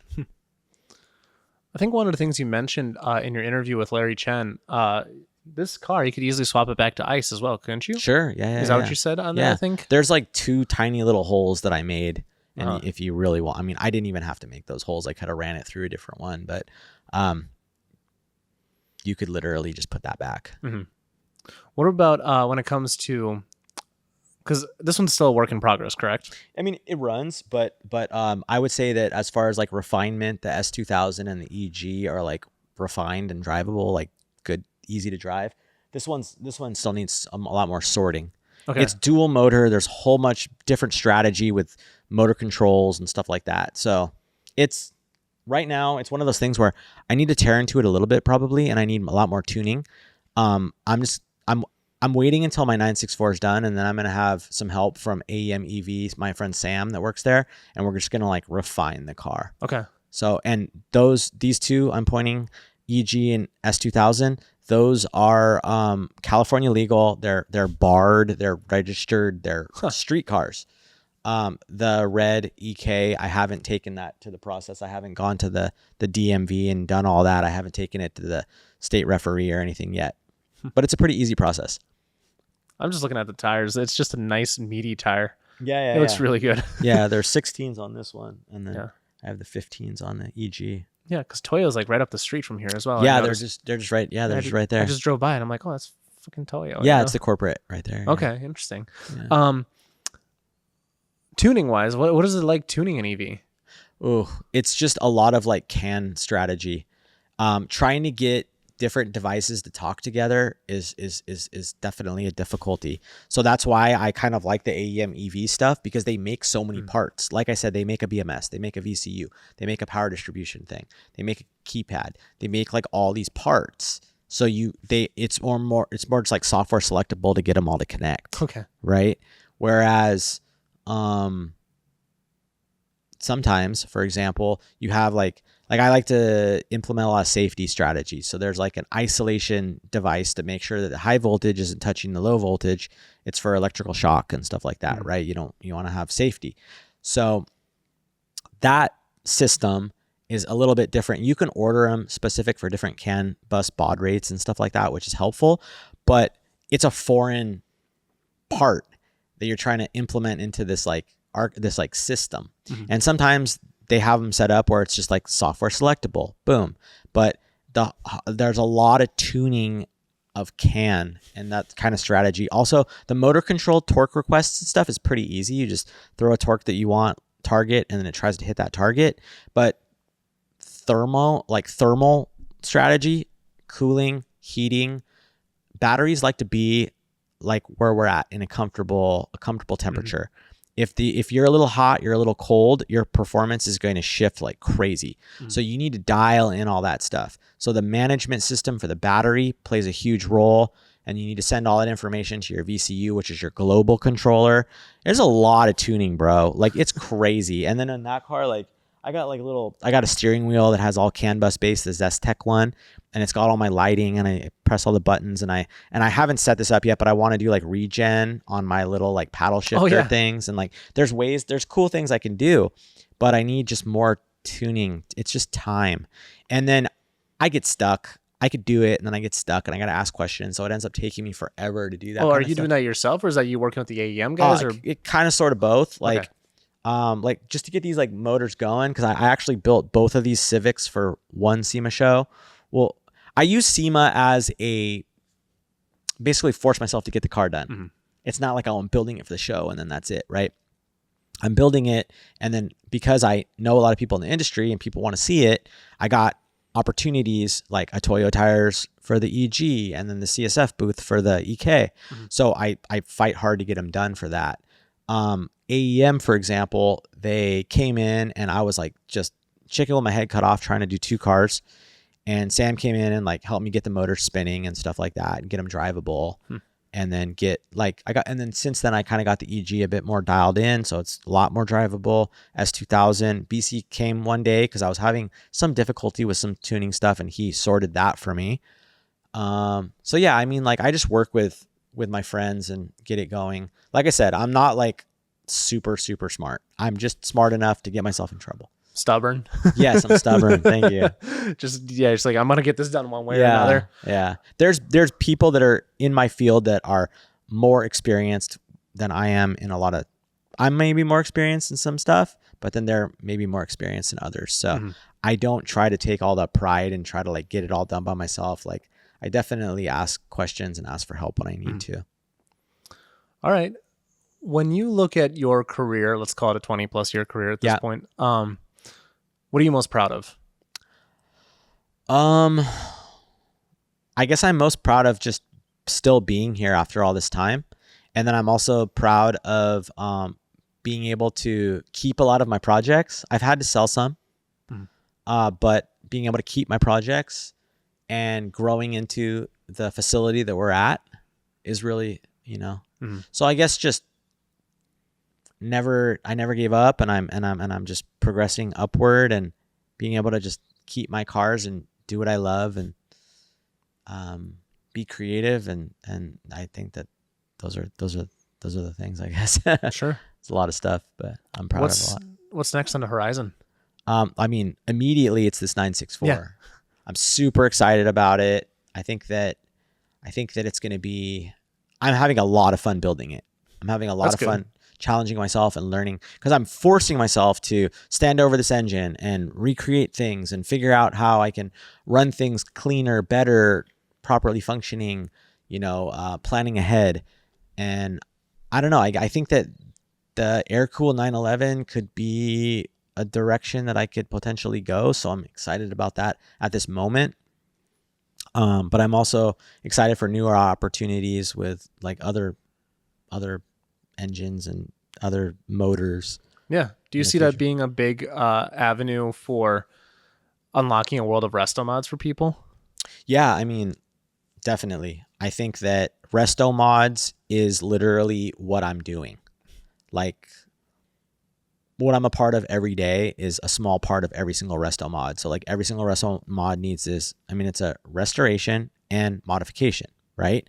And it's really just updating that chassis to what it should be. Like let's take a old Nissan, and it's a old Skyline or something, and you look at everything on that car.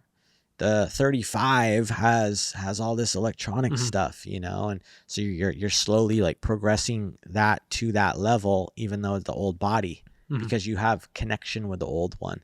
But then you understand that the newer one has this crazy stuff that makes it a kind of a better driver, So that's what a resto mod is.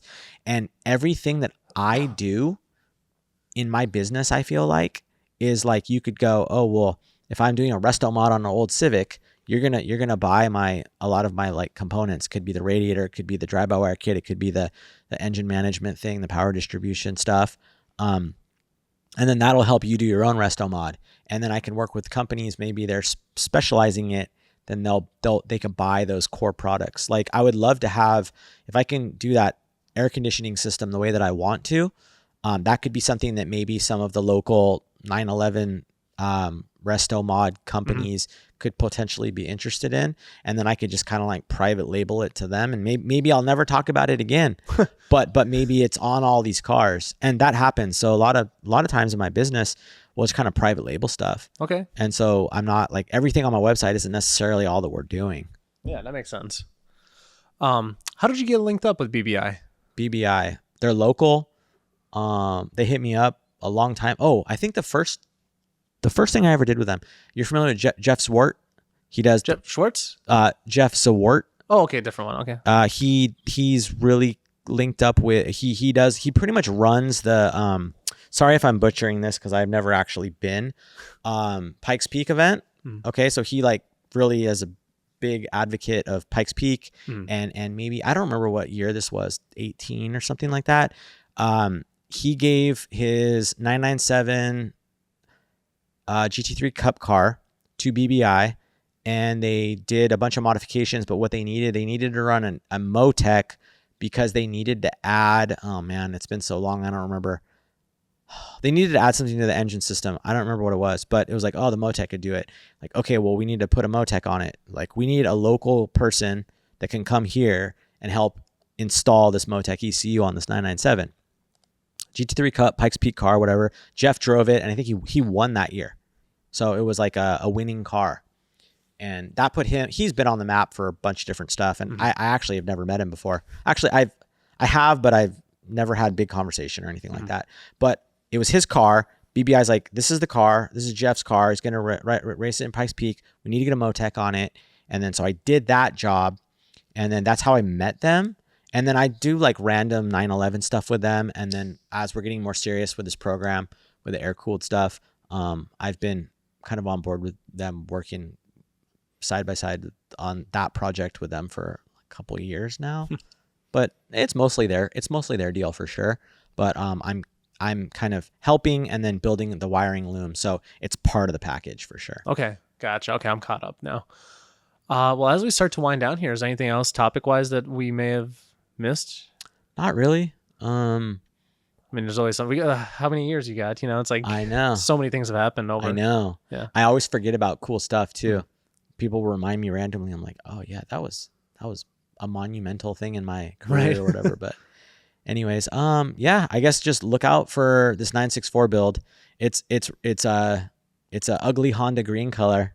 Yeah, I like that. I'm excited. I can't wait. I almost have to go to SEMA this year. There'll be plenty of pictures. I'm sure we can get Larry to feature it and put it on his video. Yeah. But yeah, please go to SEMA if you can make it. We'll see you there. It'll be rad.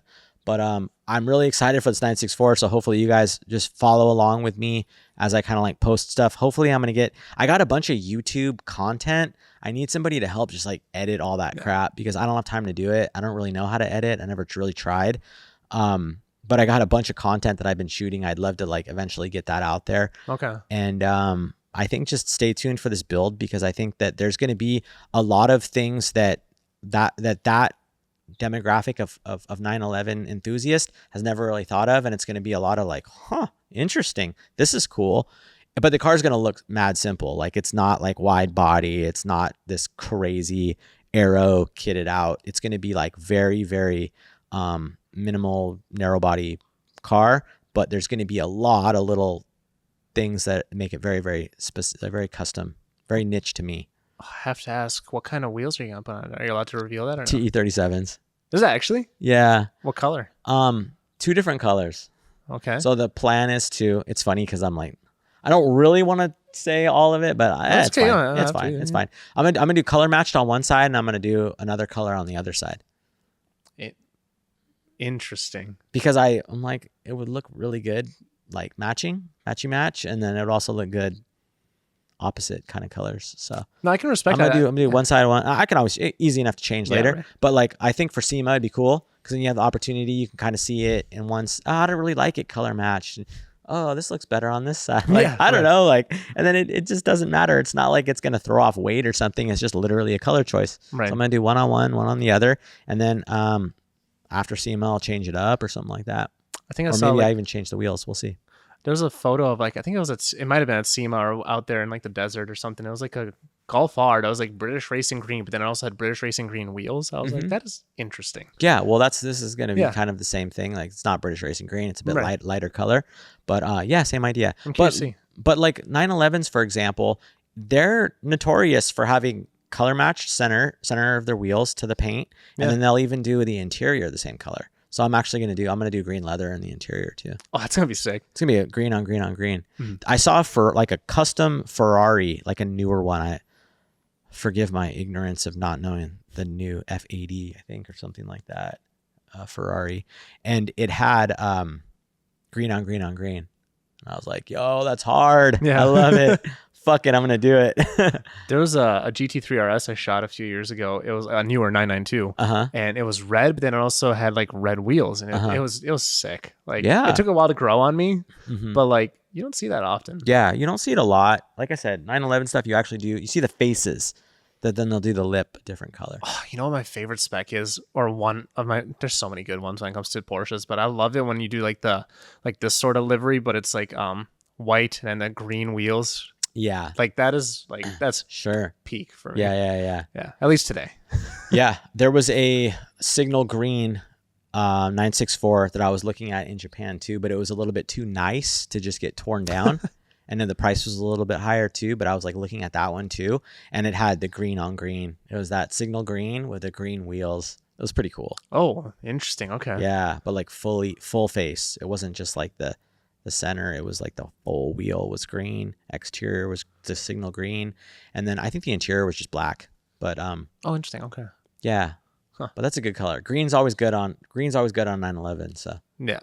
Porsche's one of those just weird ones where like they could pull off whatever they want. Exactly. Any color is going to go on 911 or any Porsches, any like 944s, whatever. You could do them any color. And because, it's because the enthusiasts their noses are in the air. Oh, this is one of one, paint to sample. Right. So you can get away with doing purple and neon green. And they'll be like, oh, this is one of one. So it's dope. And then you go, oh, okay. And it grows on, and then it grows on you. And you're like, okay, it's acceptable. It's just kind of like, even like, I love seeing like those old, I think it's 964s, like when they have that old like Chrysler Pacifica brown, and I'm just like, man, oh yeah, sure. Like, I don't know, and then the matching brown interior. Yeah. Yeah, you can get away with it for sure. It looks good. I had an opportunity when I was on the East Coast. I'm not sure if you're familiar with Sunderworks. They do Sunderworks. Yeah, I've heard that name before, but I don't know. Pretty much all air cooled Porsche stuff. Okay. On the East Coast in North Carolina, and that was my first like experience like around like classic Porsches, like to that degree at least. Sure. And I'm like, man, this is freaking cool. So like, yeah, I kind of envy you guys on this in this part of the country because they're just everywhere. Yeah, they're everywhere. They're not rusted out. They're in good shape. All right. Well, last question then. Sure. So at the end of every episode, I like to ask my guest to pick 3 cars. And it goes like this. You have an unlimited budget. You can swap, do whatever you want. Okay. And you have to pick a daily driver, a track car, and a show car. You know what's funny? I think like I was watching I love listening to a lot of podcasts. And I think like the Smoke and Tire, somebody like asked this question like the other day. Was it? I don't remember what it was. It was one of those podcasts. So I like thought about it, but then now I've forgotten what my answer was while I was listening. Okay, so a show car, say again. Daily driver. A daily driver. A track car, and then a show car. A show car, like a cars and coffee car. Let's call it. Okay, let's do. The cars and coffee car would be a.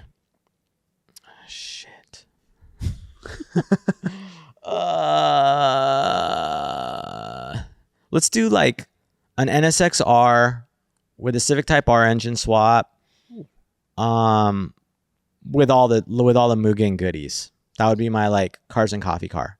NSX-R, like right-hand drive imported, like the Civic Type R K20C swap, kind of like how I have on the S2000, like Imola orange or something like super cool color. That would probably be my cars and coffee car. Then my daily driver would be I kind of want like a hybrid because it's a daily. Maybe like a tricked out Rivian. It's kind of weird, but dude, the Rivians I got to ride in one recently. Dude, they're nice. But they're multi-used, multi-purpose. They're like you can go off road, you can tow, and then you could drive it like a fuel very it doesn't have fuel, but a very high efficiency car. You daily drive it and it's nice in the inside. So maybe, but like kind of tricked out, maybe like on like nice wheels or something like that. I don't know. Something like that. You would do the SUV or the truck? Truck. Okay. Cause I don't have like a bunch of kids or anything. Sure. I don't have any kids. So I don't need like the pack humans. I would maybe want to more pack like stuff. So let's call it the truck. TRT1, whatever it's called, whatever. Yeah. So that one. And then what's my last choice? Like a kind of a track duty car? Yeah, whatever kind of track. I don't know. Maybe like I would build my own Gunther Works. If we just like it would be a 993 probably because I like the 993 suspension geometry a little bit more than 964. Let's call it a 993. So I'm saying Gunther because they're like you can associate with what I'm talking about, but fully done like 4-liter.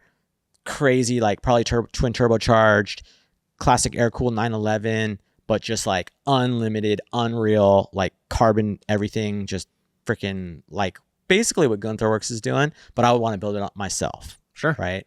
And that would be my like track car, but it'd be road legal, so I could still drive it on the street in theory. Awesome. That would probably be my lineup. Okay. On that note, where can everybody find you? Instagram is where I normally spend my time. Rywire_motorsport. I think that's what my name is right now on there. I do have a YouTube channel, but I don't really like, I'm trying to get more stuff up, but like I did my build, my blue S2000 with a K20C. I did that like little build series. I've done like a CRX with a K-Swap build series. So, YouTube, just Rywire. I think that's all it is. And then, I'm not really on any other platforms, but my website is rywire.com. Mm-hmm. And then my email, if you know my name's Ryan, you could probably guess what my email is. So, yeah, that's where the people can find me, reach out to me. Sweet. Well, awesome. Well, thank you very much for sitting down and making this happen. Thank you. Shout out to Andre from HPA. HPA, from High Performance Academy, not Horsepower Academy. Yeah, not Horsepower Academy. It's HPA, High Performance Academy. I think I still have a code set up with them. I think it's Minnoxide and Minnox. I can't remember what the percentages are, but if anybody wants a code, go for it and check out your. Sweet. I'm sure your courses. Oh, it's not up anymore. Not anymore. Oh, dude, that was like 11 years ago that we did that. I'm sure some of it's on YouTube still. Maybe somewhere. Yeah, let's still monetize off of it somehow, probably. Yeah. But shout out Andre for getting us connected. And on that note, thank you everyone for watching, and we'll see y'all next time.